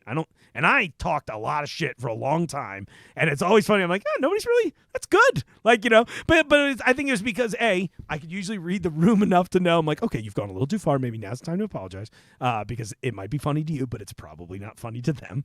Those kinds of things. I miss my martial arts training. I mean, I switched into Okinawan style karate briefly after that for a little bit, and then you have a fetish for Japan. Yeah, apparently I do. It's really weird. Well, the Taekwondo is Korean, so No, but you just said by switch. Yeah. You said didn't you? Was Okinawan? Oh, right? yeah, because I forget it was a Shorin-ryu. I forget you're the talking style. about the blossoms. You're talking about Okinawan now. What's going on here, man? Japan's just been like hot lately, right? And it's like it's probably my most shopped aisle in the store because they got and I don't know that it's like funny because like otherwise I'm just like what I think it is. Everything looks futuristic and neon there. I think that's what I fetishize more than anything else. I'm like, yeah, whatever. I don't give a shit about the people or the. I do mostly. I love ramen. No, I'm mostly just. I'm like, it looks cool. I would like to be around things that look cool. Remember all the eyes, right? Wow. So Taekwondo to cherry blossoms and Okinawan. Yeah, whatever. I don't know, man. It was wild. I was really interested in all that. You got to think too. When I was young, it was like Ninja Turtles time. So there was a lot in like pop culture that were like, hey, fighting's kind of cool right now. Maybe you should pick that up. And again, as somebody who struggled to walk and was like kind of getting made fun, Marky Mark and the funky walk, like trust me, I was like, oh no, I'd like to do anything that is cool. And I did that until pretty much I realized I was like, oh. Women don't really care about this at all. I should learn to play an instrument. And then that was the rest of my life. And I was like, oh, they still kind of don't really care about it. So you have to develop a personality and be a good person. I'm like, okay, I guess. When you said, hey, you never got in a fight, even though you talked a lot of shit. Yeah. You're like, man, I think I've known how to read a room and when to back off. Yeah. What about those videos where the audience member charges the comedian? I saw one the other day where a guy... It's happening a lot lately. Where a guy hit a dude over the head with a guitar. Send that to me, by the way. I just saw it. And I went, the thing happened to Chappelle. That was more violent. But, I'm talking about, like, that was a guy who had some mental illness. I'm talking about the one who gets pissed at the comedian. And the comedian at some point's like, shut up. Right. This ain't your show. And then you just met the wrong dude because he's like, oh, yeah? Right. Think so? I go to Gracie Jiu-Jitsu. Yeah. And you're like, oh, shit. Right. And you're like, okay, I can't turn back. And then there's the one where the guy comes up and you're like, man, dude, you're not a guy from the audience. I'm looking at you walking up. You definitely don't have the body makeup to go and challenge it. Right. And the comedian karate kicks him in the stomach. Yeah. And the guy goes flying back. And I'm like, what brings the world to you're here to make people laugh? Right. And that happens. I can't even imagine. I'm glad I haven't been in that situation because there is part of me that's like, I feel like looking at me first, they'd be like, this guy's not shit. I'm handicapped. I'm overweight. Like, you know what I mean? I'm like, but then I know better. But when we used to do like sparring competitions, that was usually like what let me win. They're like, okay, yeah, his feet might not work, but like he knows how to score points and all this flashy, cool looking shit you did, useless. It just looks cool. There's no right. I'm like, yeah, keep flipping, idiot, dude. I want a gold medal. And I would like you to feel bad that you got beat up by a handicapped guy. Okay, that's what I always think about in those moments too. I was like, if this has to go down, I'm very much looking forward to it. At the very least, not getting totally demolished, right? Yeah. But I was like, but if this wins and this guy looks tougher than me, how shameful is he going to feel the rest of his life? Like, dude, a fat handicapped comedian beat the shit out of me during his set and then continued to crush. Like, that would be great. That's I can't think of it, but that's why everybody has a power fantasy. Right? Do you have the placard for the car? Oh, no. You know why? You'll love this one. This is one of those what other people will think. But because my physical disability prevents me from being as physically active as some, I'm a bigger guy, right? I never, ever wanted them to be like, oh, he's just one of those fat people with the handicap placard. So I'm like, all right, until I can get that under control, I'm not doing it, right? Because I'm like, I speak for both parties right now as myself. I was like, as a member of both the handicap community and the fat community, we just don't need to bridge this gap right now. Like, just, it's fine. I'll walk a little, So it's like, I usually wear like braces that help a lot too. So for the most part, it's fine. That's weirder more because people are just like staring at your legs all the time. And I think they have to just be like, this dude does not play soccer. I'm going to ask him if you play soccer. And then they go, do you play soccer? All the time. I'm like, no.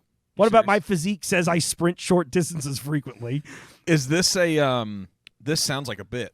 It's like happens so much is a bit. There's something that can come from this. Well, I usually hit them with I'm like, no, look at me. And they're like, well, you could be the goalie. I'm like, okay, well, either way, why is the goalie shopping right now? But I'm like in mostly regular clothes, but I just forgot to take my shin guards off. Like, guys, come on. Jesus, man. So true. So when's the trip to Japan going to happen? 2025. That's probably realistic. Really? Yeah, I think so. I'm kind of like slowly piecemealing the idea. It's expensive as hell. And it's definitely good. If I want to get there at a time I want to go, I'm not really that hooked on the cherry blossom thing, but I'm like, oh, if I could time it out, sure. Seems cool. Yeah, I mean. How do you get breaks from the podcast? Do you have that built in? Dude, I did not think about that at first. I did not think it was going to be as. I knew it'd be demanding. I knew it'd be successful too, but I don't want to be like, oh, I didn't think it'd be like this successful quickly. I thought it was going to be one of those things that like by now I'd be like, all right. Like Letterman got to put on reruns during the summer. And that's kind of where I think I'm getting to now where I'm like, guys, it's been 2 years straight. And I've, don't get me wrong, I've had like a day off occasionally here. I got COVID twice. So I got like technically, I guess, 2 weeks off, but I don't really count that as downtime. If I'm struggling to breathe, it shouldn't count. But no, and they've been really good about that. But I just haven't even broached the topic. Again, I think one of those things is since I'm a bit of a workaholic, because I derive so much value, personal value and worth out of the things I create, that it's hard for me to go like, okay, let's take a week off and then whatever. But because I'm also writing, producing, booking, doing every aspect of the show all the time by myself, and in addition to that, also making like the majority of our company's like social media output as far as like video content and that stuff. I'm like, if you don't show up, it doesn't happen. Right. And I'm kind of like, oh God. And so it's like, but it's also hard for me to get like weeks and weeks and weeks ahead on an episode because I'm usually like, all right, my next 3 days are interview. Then I'm making these content. I'm doing this. And then it's like, great. Now I have a day and a half to edit the show for this week. And then we just start all over again. It's like I have like an hour or two reprieve the day of release. And then I'm like, all right, right back into the thick of things. So I don't know. I mean, I know they'll be cool about it because they've been cool about everything. But I haven't broached the topic. But I'm trying to take some time off soon because I'm trying to go see my dad for a little while since we haven't done that. So, awesome. Yeah. I'm sure he'll enjoy it. If he doesn't, it sounds like tough shit. I was like, I got a whole state to invade, Dad. Whatever you need, man. So no, he's I hope he listens to this now. He's like, wow, you actually like me? I'm like, yeah, I know, right? We should tell each other this.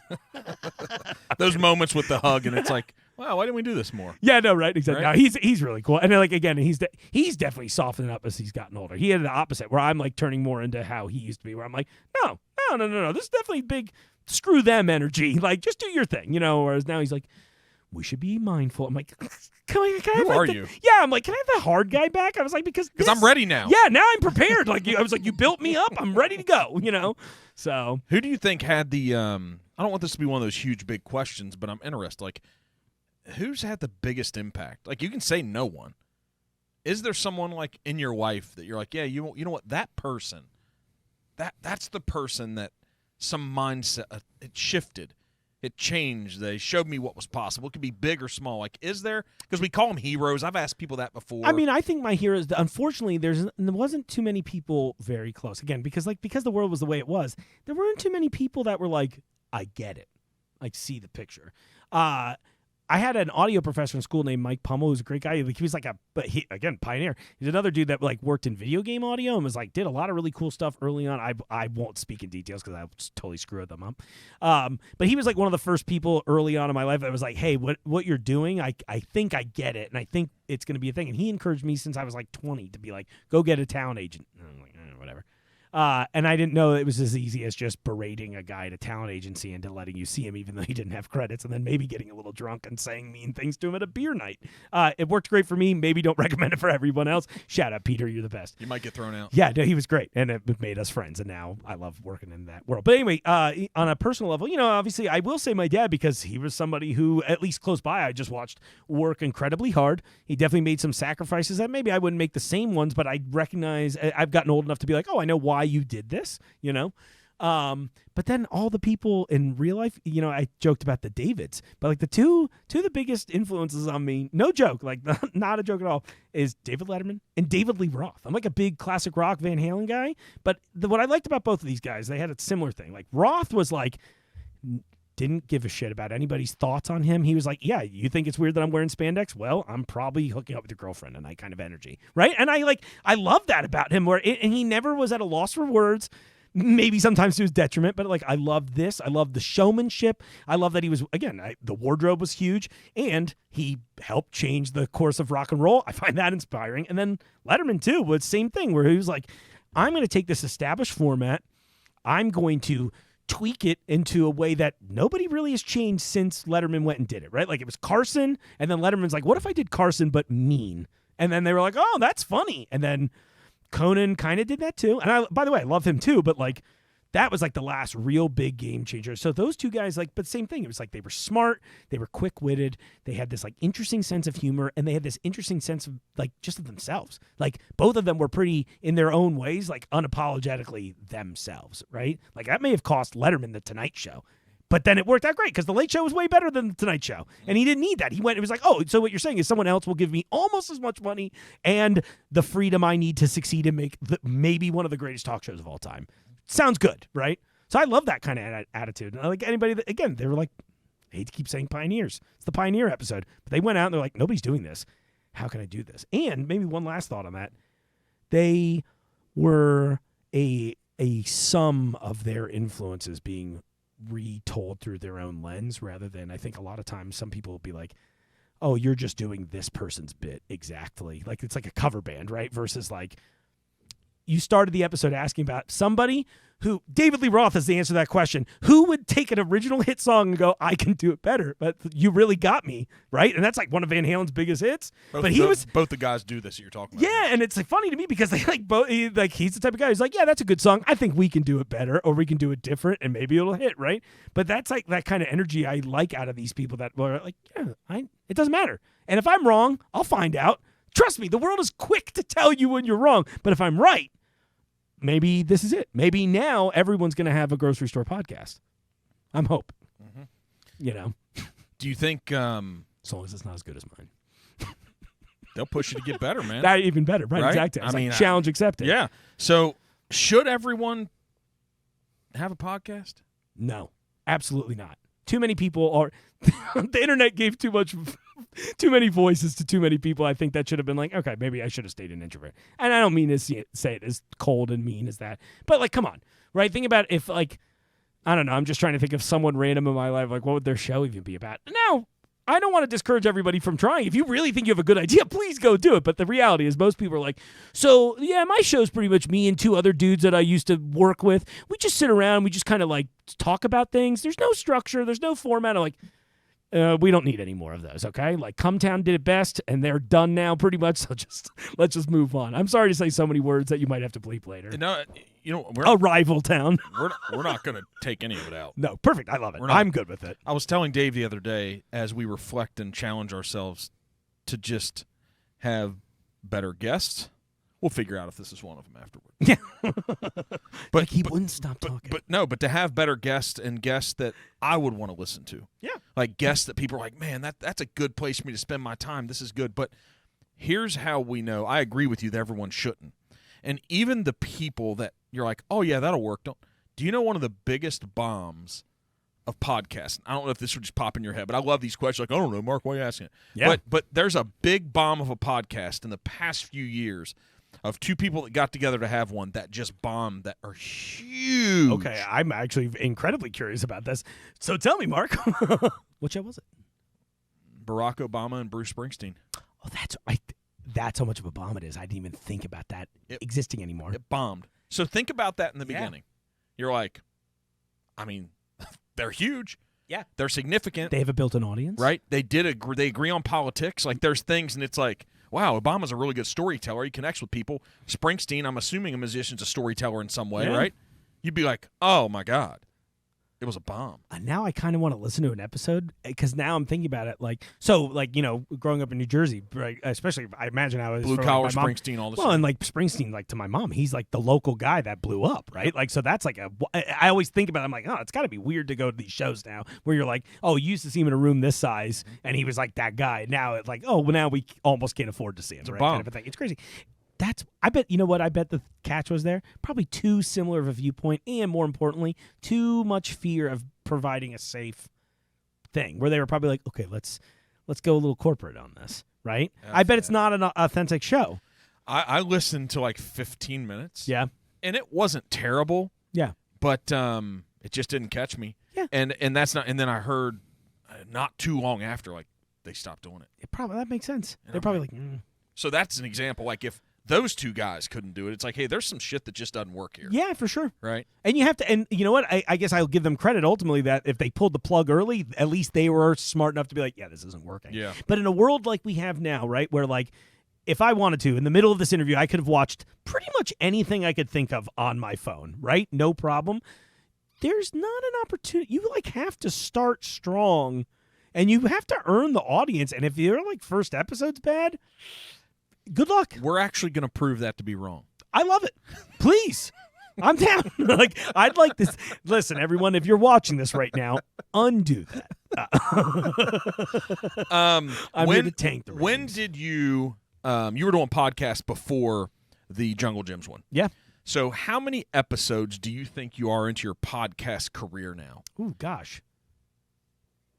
Of all the podcasts. I had that show for Radio Artifact for a few years, too, so that's definitely going to throw a wrench in the works. So I would say it's probably got to be close to like 600 episodes, probably. Because, I mean, I'm tomorrow's episode for Jungle is 96, Mm-hmm. so there's like 100 right there. I think I did close to 100 on the maybe not 100, maybe it was like 75, but we'll just say 100 on question mark. And then I did the weekly hookup for Radio Artifact for like 3 years, and that was almost weekly episodes. So I'd say There's 30 150. Yeah, that's what I'm thinking at least. So I'm like, yeah, that's like 450, 500. And then anything else sporadically throughout there that I'm not thinking of. So let's just say 500, 600, something like that. Do you think it was really good in the beginning? Because you said you got to come out. Were you putting off really good ones? Here's what I think. I think because of the way I am as a creator, you know, I'm out there testing episodes and going, this sucks. Like, dude, you should have heard me when I was doing the Jungle Show. Where for like, because they gave me like I started with the company in like August, and I didn't release the first episode till I was like 2 months there, and I spent almost a year and a half cultivating ideas leading up to it. And so it's a combination of I know when I'm bad at things, I know where my strengths lie, and I was very hard on myself on these things where I was like, this has to be good. Kind of the same thing we're having a discussion now. I'm like, if this doesn't work, if there's not something here that hooks the people, right? Like, I think I got lucky with question mark in that it was, I thought, pretty well produced. It sounded pretty good. We weren't doing any video component, but I thought I had a good hook, especially at the time. And I don't think anyone's really done the show since. Like, every so often, I'm like, I should bring this back. But the hook was that, oh, I'm just going to give you like absolutely insane advice. And I think by doing that, that's what caught the attention of Apple after one episode enough to be like, yeah, Oprah, Shaq, and this Mark guy is somebody that you should listen to, right? So, and so as far as like the public perception, I think they might be like, oh, he's always good at this. And that's not real. I'm usually bad at it. I'm just not showing you that part because I'll talk about it all day long, but like, if I release a bad episode, it exists forever. I don't want that. I want this to be something where you're like, yeah, I know I can rely on you to create something good. You know when you're tuning into Letterman. Yeah, exactly. And I'm not like going like, oh, okay, cool. This is all right, Seth Meyers or something. Like, no shade, but I'm like, I'm not watching his show. You know what I mean? I'm like, oh. You knew with Letterman, you're like, man, even on his off nights, you didn't see it. Yeah, exactly. Like, he was always doing something interesting. I got to see the show tape one time, and it was a bad episode, but he was great the whole time. I was like, oh, your guest sucked tonight, Jerry O'Connell. God, I don't remember. I think he was there doing something else. I remember who's the musical guest, Brian Adams, and it was like he's not terrible. No. But it was like Hurt late So Good '90s. Okay. Brian Adams, who was just like, oh, I haven't had a song. You're a rock. in 15 years. You're a hard rock guy. And he was and I'm very open minded, but it was just one of those things where I was like, when you see a musician pivot later in their career, and this happened a lot in like the mid to late '90s, where they would like, all right, now I'm an unplugged artist. Yeah. And not that it's bad, because Brian Adams wrote a bunch of great songs. And I don't even think the song he wrote for this was bad, but it was like a weird night where it was like literally the guests were Jerry O'Connell, Brian Adams, and then the kid that replaced Macaulay Culkin in one of the Home Alone movies. Like, it was like not a good night. Yeah. But I remember Letterman killed it the whole time. And he knew it was bad, right? Because he was like, all right, so we have these other bits that are actually really funny. And you know what I mean? We're going all in. We're going to make them great. Right, because it's like, oh, these interviews are not going to be what carries the episode. But again, I think you have someone like that that's like looking at the show that way, and I it's one of those things I'd recommend to everybody that's creating something. Like, look at the show that way. Be like, if I weren't me, would I watch this still? Oh, I wouldn't. Change it. And you don't have to, I'm not saying sell out to everybody else, but I am saying be cognizant of it, or at the very least be accepting of like, listen, I really strongly believe in this. Even if the audience doesn't get it now, I'm going to make them believe and accept that, because there might be no likes.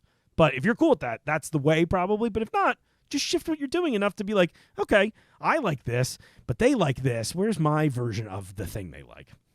How much does a great guest make it? A lot. I think it makes it easy for me.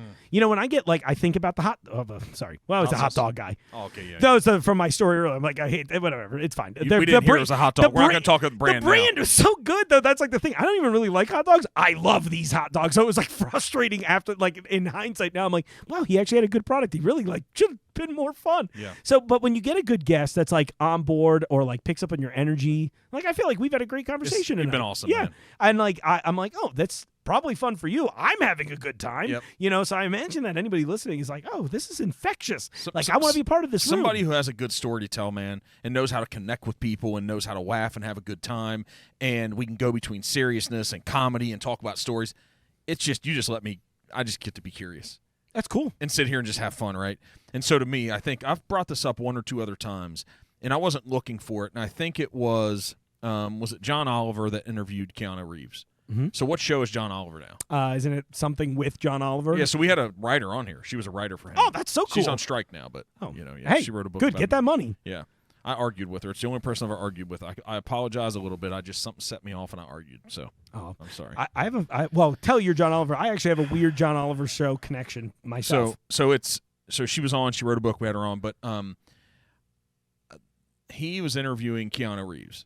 I don't necessarily think that guy would be an easy conversation. Who, Keanu? Yeah. I don't think. I think there's some fascinating ways his brain operates. Yeah. And it seems like he's just a quality good dude. Yeah. Like the way that we check off principles and values. Absolutely. He seems awesome.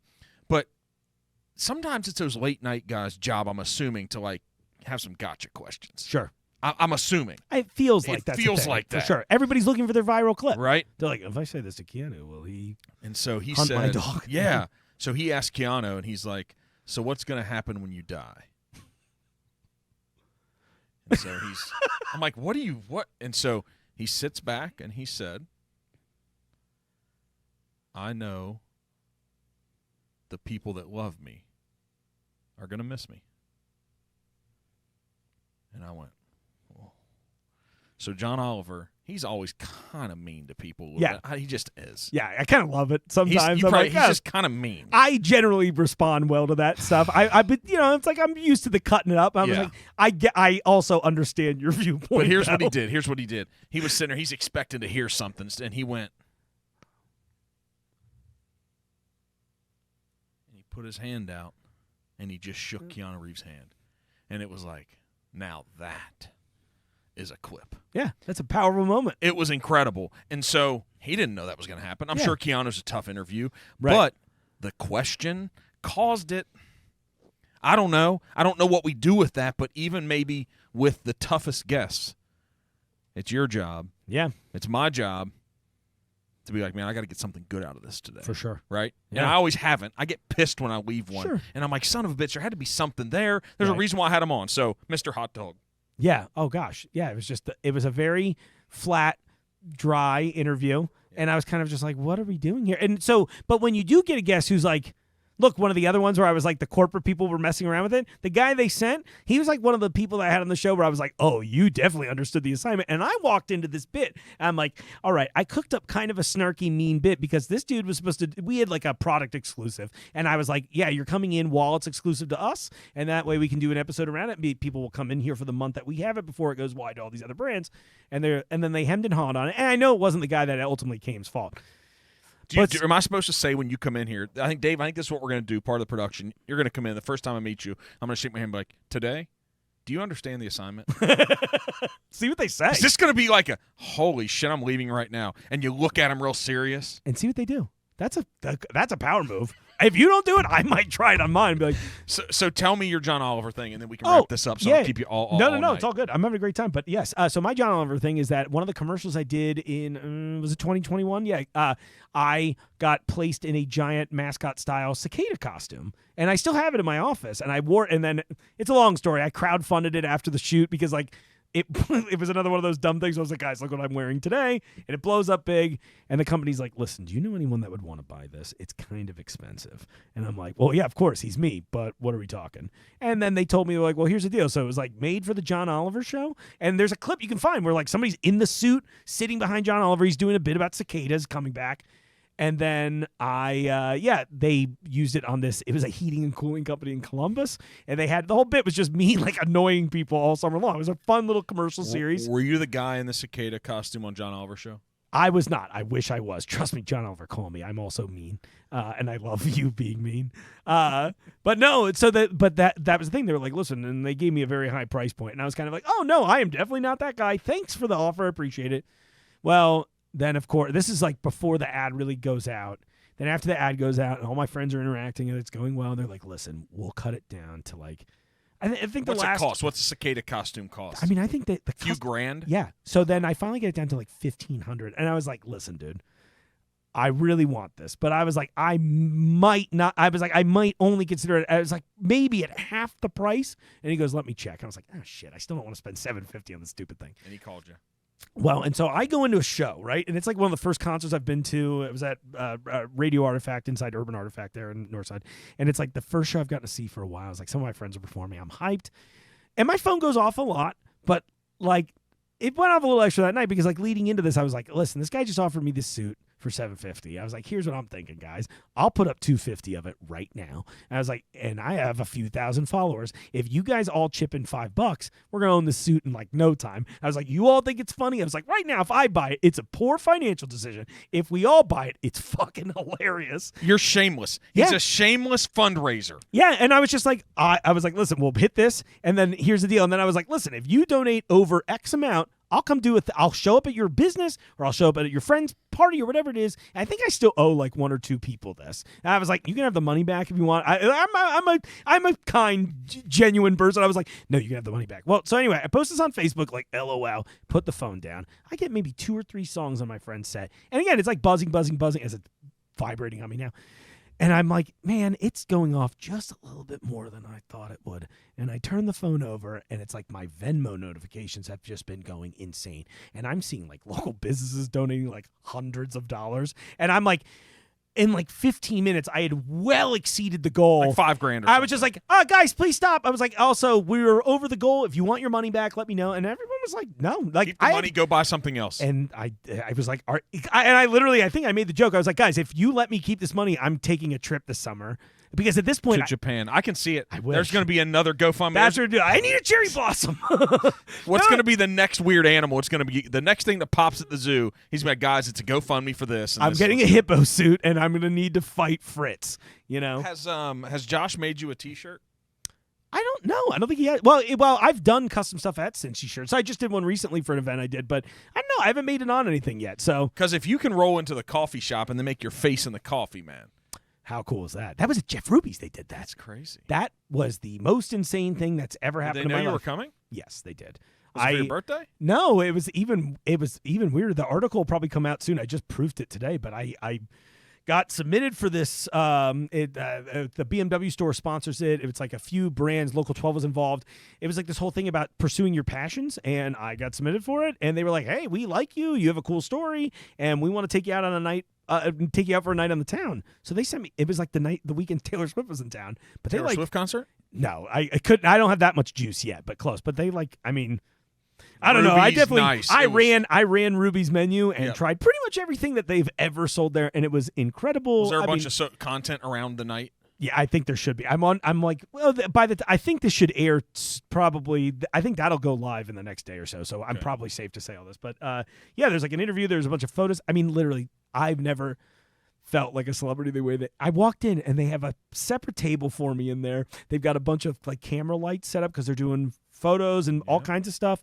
It was an honor is like an understatement. And then they're just like, yeah, he's trying all this. They're like, yeah, what do you want? And I'm like, everything. And they were like, okay. I was like, oh, I kind of didn't mean it, but then I'm like, oh no, you know what? Did you take somebody with you? Oh, so that was like the catch. Is like I did have a whole +1 situation. So one of my buddies was there instead, and it was great. It was like one of those. I was like, this is gonna be the best bro night ever. So you ever have one of those friends that's like, hey, I have a lot of good friends already, but like it was one of those people that was like, every time I get sick, they're like, bro, I got you. Do you need something? And this is somebody. And that's the guy that never gets the love in return. And because I respect that so much, I had to do it. I was like, you need to be here as part of this. And I'm like, also, you're one of those passionate people, too. So I think, if I'm not mistaken, I think he actually may have been someone that was submitted as well. It was like a whole funny thing. So I was like, oh, this is great. That's awesome. Yeah, it was really cool. And you don't get too many friends like that in life. And so I was like, man, yeah. I was like, listen, I could have brought whoever I wanted here. But I called him homie. Let's go. Yeah. And so that was funny. He was just like, should I be in your photos? I was like, I don't know. Worst case, dude, everyone's going to say we're dating after this. So whatever. I'll get some more publicity on that. I was like, listen, that's fine. Whatever. It was June. It was still Pride Month. So I was like, let's go. Whatever. I don't care.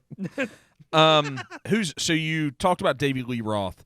Yeah. There's this new thing happening online, like Jelly Roll came out of nowhere. Yeah. There's these people, which I think that Save Me song with him and Lainey Wilson, I think's awesome. I don't know if that's like your type of song, but I love that song. Dude, Jelly Roll was one of those guys my last show when I was at Radio Artifact still, we did the show Weekly Hookup and we were doing concert and event covers, but Jelly Roll was a dude that we met a bunch when he was nobody, and I will say this, I think he's talented. I'm glad he's getting success. Whoever was backing him, I have never, in all the years of me doing those interviews and like trying to meet these kinds of people, I've never seen a promotional press like I have for him. Like, it was crazy. And I'm talking like 2017, 2018 concert festivals where they're like, you got to meet this guy Jelly Roll. I'm like, okay. And at that point, he's like, nobody. But he used to run with this rapper Yellow Wolf that I listened to. And I was like, oh, well, okay, now I'm more on board for this. And so we met him at a couple of these shows. And dude, he seems like a great guy. He still seems like a great guy. So I'm very excited whenever somebody gets success and it doesn't like negatively affect them. Yep. But good, man, those shows were always so good. So I think that what I love about him, man, I heard him say he just now recently, in the past 6 months, took his first voice lesson ever. That's cool. How cool is that? Yeah. It's like, yeah, man, you go. But so then there's all these people. There's a guy named like Teddy Swims that's out there, and he does covers. And this new world is allowing us. You know how you hear in Nashville, it's like there's so many people on Music Row that we'll never hear of that are just as talented as all the artists we hear about. For sure. But, man, now with social media in this new world, like we're hearing them and seeing them. And you could, like, literally, you could stop right now and be like, I want to hear this guy do this song. Boom. Oh, damn, that's good. It's a cool. So do you have any of those for us? Do you have like that's not just good. That's not your favorite. Like, it's like, hey, they're really talented, man. Yeah, I got one for you. Okay. And like they're doing okay. And but I think they could use a love because I find what's been interesting for me, especially in the rock world. Excuse me. He used it again. You know what? He understood the assignment. My third or fourth. There a lot of international bands don't get a lot of love, even if they speak English. I just feel like for whatever reason we have like a weird disconnect. But they always sound like they speak English. I know, when they which sing. Is like the craziest thing. You take a British person who has a terrible. They sing an English song and they sound American. Yeah, it's like we'll let British people slide on it usually, but I pretty much maybe where I'm going with this is like Australia is not getting the love. No. So there's this band called Closure in Moscow that I love so much, and they are just like fun, weird guys, really, really talented musicians. They've kind of got this like, I don't really know. Their last full record is this like kind of psychedelic rock opera thing going on. It's like a little all over the place in an interesting way. There's kind of Queen vibes to it. The singer is just, man, vocals, dude, killer. And he's like, he can go from anything from like a little soulful, a little love tune to Eddie like Mercury. Yeah, I mean, instant like switch, and he rocks, and the band backs him up, and they are like one of my favorite things right now, and they're coming to the U.S. at some point, and they were one of the first bands that were like, can we play in the store? I'm like, yeah, let's work that out. So what the hell is this about you being a contestant on American Idol? Oh yeah, I did like the 2009. It was right after I had my whole band thing blow up in my face in like 2008, and I was so close, and got a bunch of really cool opportunities. And then it was one of those, well, it's 2007, 2008. And we don't talk. Time, well, and we don't talk like we do now, where now I could be like, hey, guys, quick note. We just got top 40 radio airplay. Are you guys excited about this? Whereas back then it was like, we'll talk about this next week at the band practice. And, it was one of those, like, the band broke up. So after this, I'm like, what do I do Whose next? girlfriend made him move home? Yeah, right, exactly. It was really weird. They were just like, we just kind of wanted to party. I was like, guys, we're at a point where if we get successful right now, we could actually party the rest of our life. Yeah, I was like, yeah, and we just do this for like another 6 months. We had a very quick, it was like we were only around a few months, and we did a lot of damage really quick, and it was like I surrounded myself with talented people. I was very aggressive in my promotional skills. So same thing here, right, where it was like after the band broke up, I was like, well, I'm not a good enough musician, and I'm broke. Because we had to meet, we're like, yeah, we're getting some like decent airplay right now, but like it wasn't moving the needle. So I was like, what do I do next? I can't afford musicians. I have to do something. And I was like, you know what though? I am a good singer. So I just was like, going out to like singing competitions and things like that. And Fox 19 did something at Newport and Levy, and I placed second here.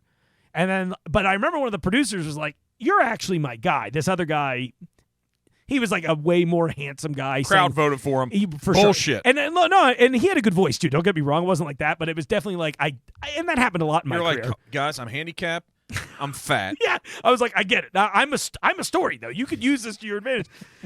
But I'll never. I missed the button that time. But I'll never forget. And he was like, come with me to Louisville, and we're gonna put you on the show. And I was like, okay. And I felt so validated because I was just like, hell yeah. Someone heard me. Right. And it mattered. But again, it was one of those things where I was supposed to go to it with other friends of mine that were singers at that audition for the one here at Newport, right? All of them bailed, but my mom came with me because she was like, this will be great. And I'll never forget, like, we went and, like, I had to buy a change of clothes because they were, like, round robining people. So after I got placed the first round, she's like, oh, shit, you made it to the second one. Like, so we're, like, running to the Hot Topic that was in there. I was like, I need a better shirt for this. I was like, I'm not dressed cool enough to win. It's like we're, like, doing all this shit. I remember trying to look up lyrics to songs at a time when that was, like, not a thing. Where, like, the internet now, it's like, you can't escape it. But I'm like, what is the second verse here if they ask me to sing more of it? I don't even know. So it was, like, one of those moments. And then, yeah, going on anyway. So we do.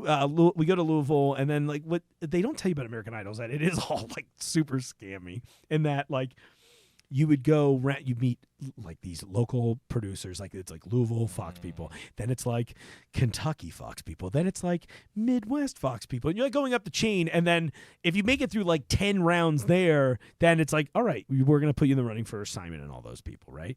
And so I did pretty well. I remember I went through, I don't remember exactly how many, but I went through like multiple rounds. I was in a ton of B-roll footage that at least was shot, and I didn't go very far. Like, I mean, I made it far enough to be like, great, you've wasted a few weekends of your life.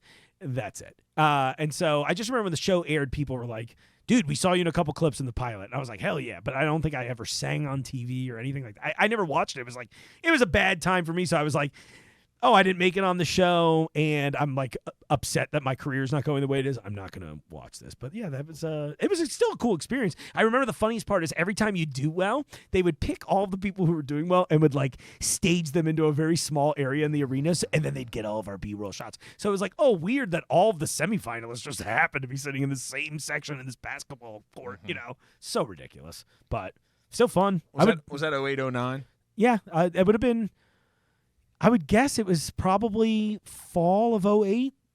I'm trying to think of where it was. What's your mindset coming out of American Idol? I was pissed. I remember being so angry in the car, and like I'll never, because I had another friend that did go to the national auditions, and I just remember I was like waiting for her because she had like one more round. I was like, I'm about to fucking just leave right now. I was so mad. I remember on the phone with my mom like, fuck this.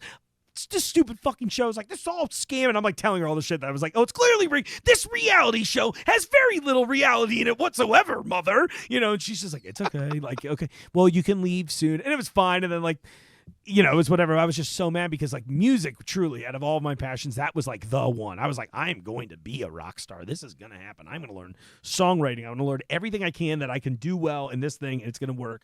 And it got close, but then it didn't, and it's like fine now. So then I realized, I was like, oh, the entertainment industry is all people that are just failed musicians. So just keep making things, and eventually something will connect with somebody, and they might remember something else you did, and oh, you can also sing. That's great. How long did you stay down in these moments of depression? How long?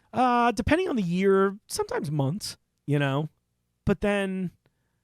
It would be like that. The music one was really hard for me because I was still pretty young. I was like in my early 20s. So I was just like, oh, cool. My life is ruined now, right? And I was like, I'm not cut out for a regular job. I hate these jobs. I hate this. Like I like after that, that was when I took the cell phone sales gig. And by the way, I made great money at the time because back then they used to pay stupid money to cell phones. It was insane. Like I think I actually still out-earned back then out-earned me now kind of shit. Where I'm like, it's insane.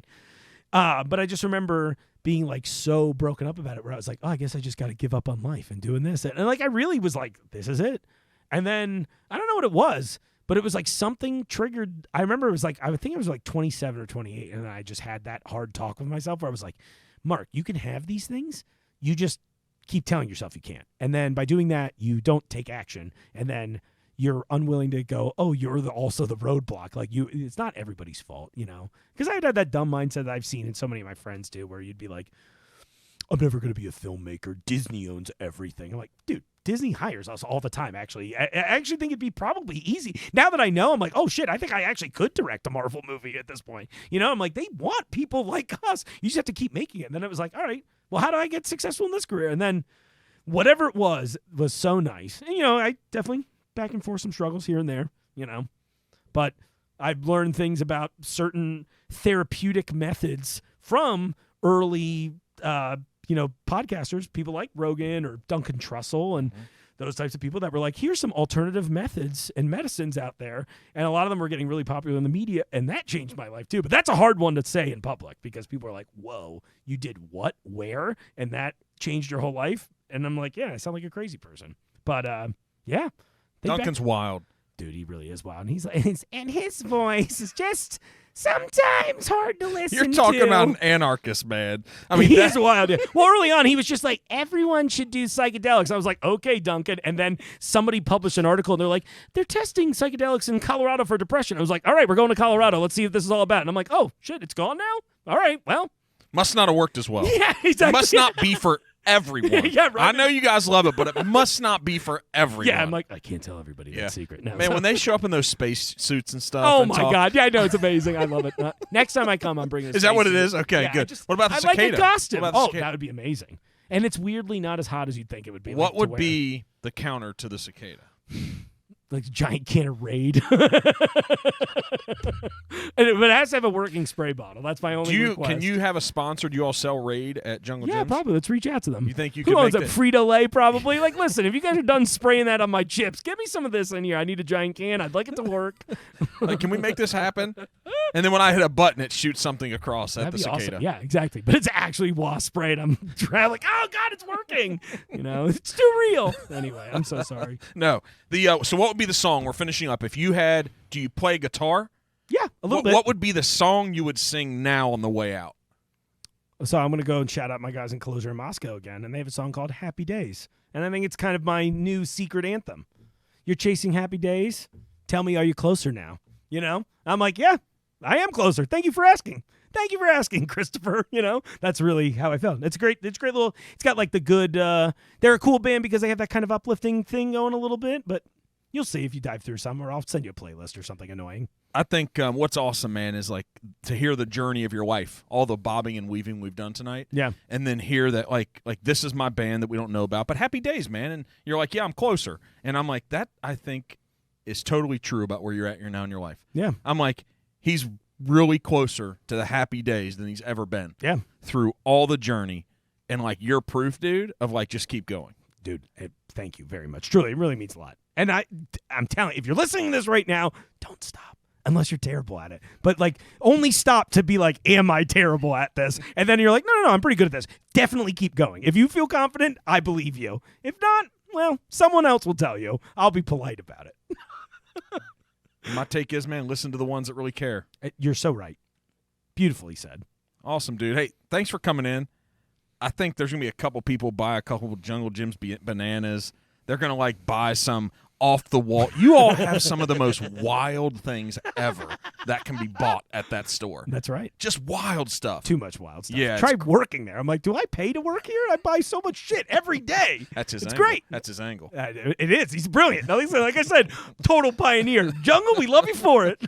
But it's awesome, dude. Much success the rest Thank of the you. year. I hope you get the vacation. Likewise, I will. Right. Oh, I'm getting that vacation. I had mine. I had an incredible one. I'm not a vacation guy, but I had an awesome one myself over the holidays. Oh, I love and, hearing that. It was good, man. The European stuff. Oh, hell yeah. Morocco, Okay. Paris. Oh, my God, dude. Yeah. See, yeah, that's also on the list. It was sick. Yeah, I would. Oh, God. 12 okay. days. It was awesome. That sounds perfect. Listen, the significant other, she put up with me for 14 years, and I kept saying, here's my term all the time, because I live very frugal. Yeah. Doesn't matter what I'm building. I'm still that poor kid from Boone County, right? And I told her, she's like, how much longer? And she's cool as hell. Like, she's all in, and she's just there. But twice, and she's like, hey, how much longer? And that's like, hey, I'm in this with you, but how much longer do we have to wait? Right. Until we live that life that you keep talking about. And my response is always, well, I don't exactly know, but I'm not going to stop until we get there. Exactly. Right? Yeah. And when that European vacation happened, I was like, hey, like, this is it. Life. This is it, right? And we're going to start touching this more and more and more. So it's a good feeling. It is a good feeling. And I think have faith in yourself. But, man, if there's the ones that, like, you truly love that are trying to achieve big things, like, man, be all in for them. Tell them to keep going. Yeah. Believe in them. Pick them up when things are down a little bit. Yeah. And if you really, really are all in for them and you're one of their people, you're going to go along for the ride with them. Yeah. And that's a fun freaking ride. Listen, I know we joked about the sharing thing. Yeah. Sharing is currency in this modern age. Dude. If you truly, I don't want your money. I want you to hit share. For real. As dumb as that sounds, I mean, I want your money for sure. But I know that's harder asked than hitting the share button. But sometimes it isn't. But anyway, I truly believe that's a big thing. I mean, that's like such an easy way to encourage your friends in a simple way to be like, I support what you're doing. And, you know, I'm not asking for you to write some flowery thing. You just be like, share. That's it. They put the button there, made it super easy for you. It's a great point. Let's go. Yeah. I mean, let's take it, baby. Love you, man. Hey, what's the best place for the podcast? Like, you know, people have sometimes it's YouTube, sometimes it's Spotify, sometimes iTunes. What is it for you? So, I mean, I'd say our biggest audience is Apple Podcasts, but we're on all major platforms like iHeartRadio, like I said, Spotify, Apple Podcasts, Google Podcast. I mean, you name it, it's there on audio. But if you want to watch along, which is like where I'm really trying to grow, follow us on YouTube. Yep. It's just all under Jungle Jim's. I think all of our socials for Jungle Jim's is at Jungle Jim's Market. So give you the thumbs up, the subscribe, engage, for sure. comment. Yeah, I'm giving away. We're doing a lot of giveaways lately. I've been doing like concert ticket giveaways. We have a country festival that's funny enough. You mentioned Lainey Wilson. Yep. So he was here. The promoter was here. I just had a. I was gonna say we just did a couple giveaways and they wrote me today to see if I wanted to do more. So I guess depending on when this all comes out, you might be able to get more free tickets out of me. So that'd be awesome. And I think too, we have another guy that we're going to try to do. We put these out on Mondays. Yeah. And it depends on if it's coming out in 2 weeks or 3 weeks. But we have a guy that's in the promotional piece that was critical in getting some of the acts here. Sick. He's coming on a day or two before, I believe, right? And so it's Voice of America Country Music Festival. It's going to be great. It's going to be awesome, dude. Yeah. Like, this has a chance to become, like, CMT's promoting it now big time. For sure. It's got a chance to be big. Yeah, I think it will be. Look, and I'm going to be there covering the festival all weekend, too. I am trying to build the world's largest cowboy hat. Not a joke. Are you serious? Yeah, because I was like, I got to do this big. Out of what? You know what I mean? Who knows? At first, I was like, do we do this out of paper mache? Like, what? I'm not a builder. I'm very much like, all right, I have an end goal. Me and a giant cowboy hat. Are they in on this with you? VOA is not. I keep threatening it in all of the promo pieces I do for them, but like so far I'm just like, so Jungle, do you have a hat guy? You know, I'm like, yeah, I feel like he's got a hat guy. So are you going to build this thing before, or are you going to try to build it there? I'm going to try to build it before. So I'm hoping I can just like walk in with like a 10,000 gallon hat on. Do you know what I mean? Like I'm just like, imagine you're like 40 feet tall, Doug Dimmadome for all the young ones out there listening to the show. I'm here for it. I think it could be good. And if I can't get it, then I'm just going to dress in one of my usual insane people. Are you going to be in the VIP area that we're not going to be able to access? Or are you going to be with us normal folks? I'm going to probably be in both. Let's say it that way. But yeah. You know, these people, Dave. I know. I got too big. These what people, can I say? In 2 ways. Take it from this Mark. So basically, guys, what he's saying is, since he said the handicap sticker and he's overweight, he's trying to have that cowboy hat match it. That's all I'm saying, right? Make room. I'm coming through, and I've got the hat with me this time, y'all. You can't miss me. It's 11 feet tall, All right, so I'm excited. So you're going to be there. Yeah. Are you going all 4 days, Thursday, Friday, Saturday, Sunday? I think they would like me to. I think that depends on how many days I'm not going to be at work the rest of the week. So, I'll be there at least. I know for sure Thursday, Friday, Saturday, probably. So the fourth day, I forget who's on that. And I'll be honest, I don't really know a lot about country music. So that's what I'm wondering here. I'm like, I'm not a country guy. Are you a music festival guy? Listen, I know it sounds insane to say, but I just like doing shit. Okay, I'm just like, there's a thing. I like being around people. I love music festivals. I might not love this, but you know what I will love? There's a lot of guitar solos in country music, even like the pop stuff. So I'm like, listen, I'm probably going to see a bunch of dudes rip some sweet guitar solos. I love that. It's a little more rock than country for these sure, days, a little bit, right? Yeah, and the thing is, the food lineup that they're doing for VIP sounds good. We should make sure that we send this to them too, because this is good. This is genuine promo. This is it. I'm like, no, but the food lineup sounds good. I'm very curious about the Park Place. I'm trying to get them to let me go over there the week of the show so we can do a thing on mine about it and just be like, oh, here's this place, Because I'm curious as to how it's all going to work out. Except that I'm like, it's going to work out. It sounds awesome. Yeah, it does. Yeah, I hope it really pops off. It better. It has to, because the promoter's behind it. Yeah, man, if they don't at least break even. Yeah, and they seem genuinely interested all in this. Yeah, exactly. And we love people who are all in. 100%, man. All right, so go there because we love our city. And it's like up north. It's Westchester. Yeah. Liberty Township. Yeah, Liberty Township. Yep. The Voice west, America Park. the most west of Chester. Jesus, I can't handle it. Know, all right, so we're going to tune in. We're going to try to promote them. It's awesome, man. People are going to follow you and go to – can they see you at Jungle Gyms if people go shopping? Oh, yeah, if you're there. Is it the one up north on Route 4 Yes, on Route 4. Yep, in Fairfield. So, like, literally, if you go to the main entrance – there's two entrances, right? There's, like, the beer and wine side, the Rhino entrance. Yes.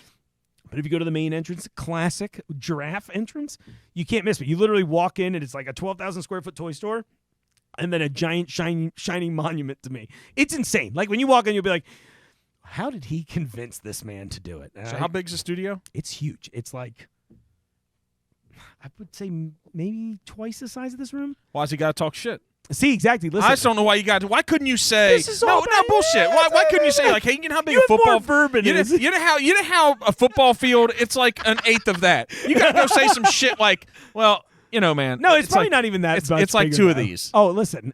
If you have something I want very bad, the whole night I've been thinking about this, I'm like, I need a colorful LED display like this on my back wall. It'll look better than this. I want to make it better next time. It doesn't light up as well as it needs to. I get that. Well, when we're done, I'll give you a brand you should look into for some of the lighting stuff. I've been doing some stuff with them, and they have some cool things going on. Yeah. And a little futuristic, but very easy to use. So. Okay, is it going to be like Alienish, like the one in Austin? It can be, if you want. Yeah, exactly. Well, I will do. You can design it however you would like. That's the best part. Look at this. So it's double the size. You walk in by the giraffe. It's double the.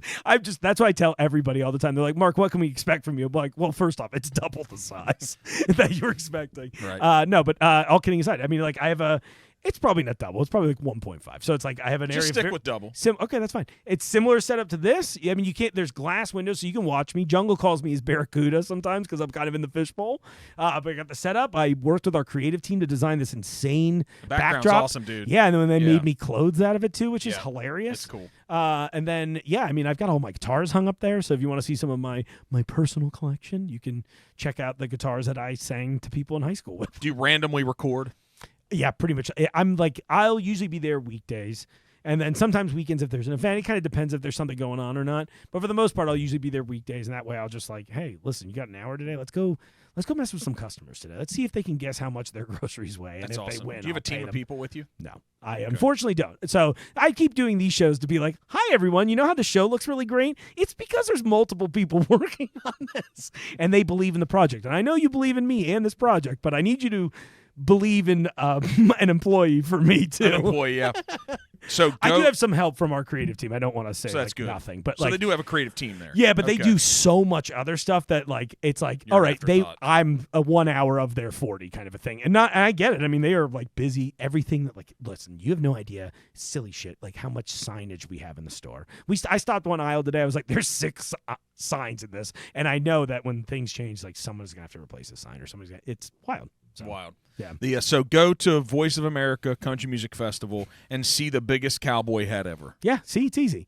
And if not, hopefully someone else does it. Or hopefully it turns out that like the biggest cowboy hat ever is like very small, so that it won't be a big deal. So I'm like, okay, listen, I just put 2 hats on. I'm excited. I think I'm going to try to go at some point. But hey, man, awesome again. I Yes, know we've said sorry, I thanks know we like got 3 all night. times. No, It's it's cool. great. Yeah. Stop out and see you. Everybody needs to tune into the podcast because I think a host and I said it about like you're in the best part of your happy days, but there's no doubt with your energy, they're good. They're good. You can probably take a guest that I'd be like, oh God, how am I going to turn this into something? You can probably, with your natural talent, you can turn them into something more. I try right? to. At Yeah. least. You know? So tune into it. Or it'll just turn into a short. I'm like, all right, well, this is not working. Great. Well, thanks so much for coming in. And I'm like, all right, today's episode is multiple guests. You know what they probably leave thinking? Like, that was awesome. Yeah. That was good. Well, I mean, and I mean, look, when you, part of the reason I'm very happy my personality turned out this way is that I'm like, I hope I give people that feeling a lot. Yeah. Even if I don't feel that way, it doesn't really matter. Yep. You know? Make it feel great. Yeah. All right, man. Anything else? No, I feel great. Thanks for having me. This Yeah, is man. awesome. Dude, you were great. Thanks. I appreciate it. Yeah, man. seriously. We're mean going to that. keep going. Let's do it. Yeah. I can't wait. I'm all in. Yeah, see, that's it. I can't wait. I tell these guys all the time. I'm like, guys, I want to be great every day, but just wait for another 50. Yeah. Because we're going to look back and we're like, God, we weren't good then. Yeah. And then just wait for another 100. We're in this thing to win and dominate. Whatever that is, we're freaking coming. Right. All right, man. I love it. Dude. Love you, brother. Love you too, man. Okay, Thank you so much. Yes, awesome.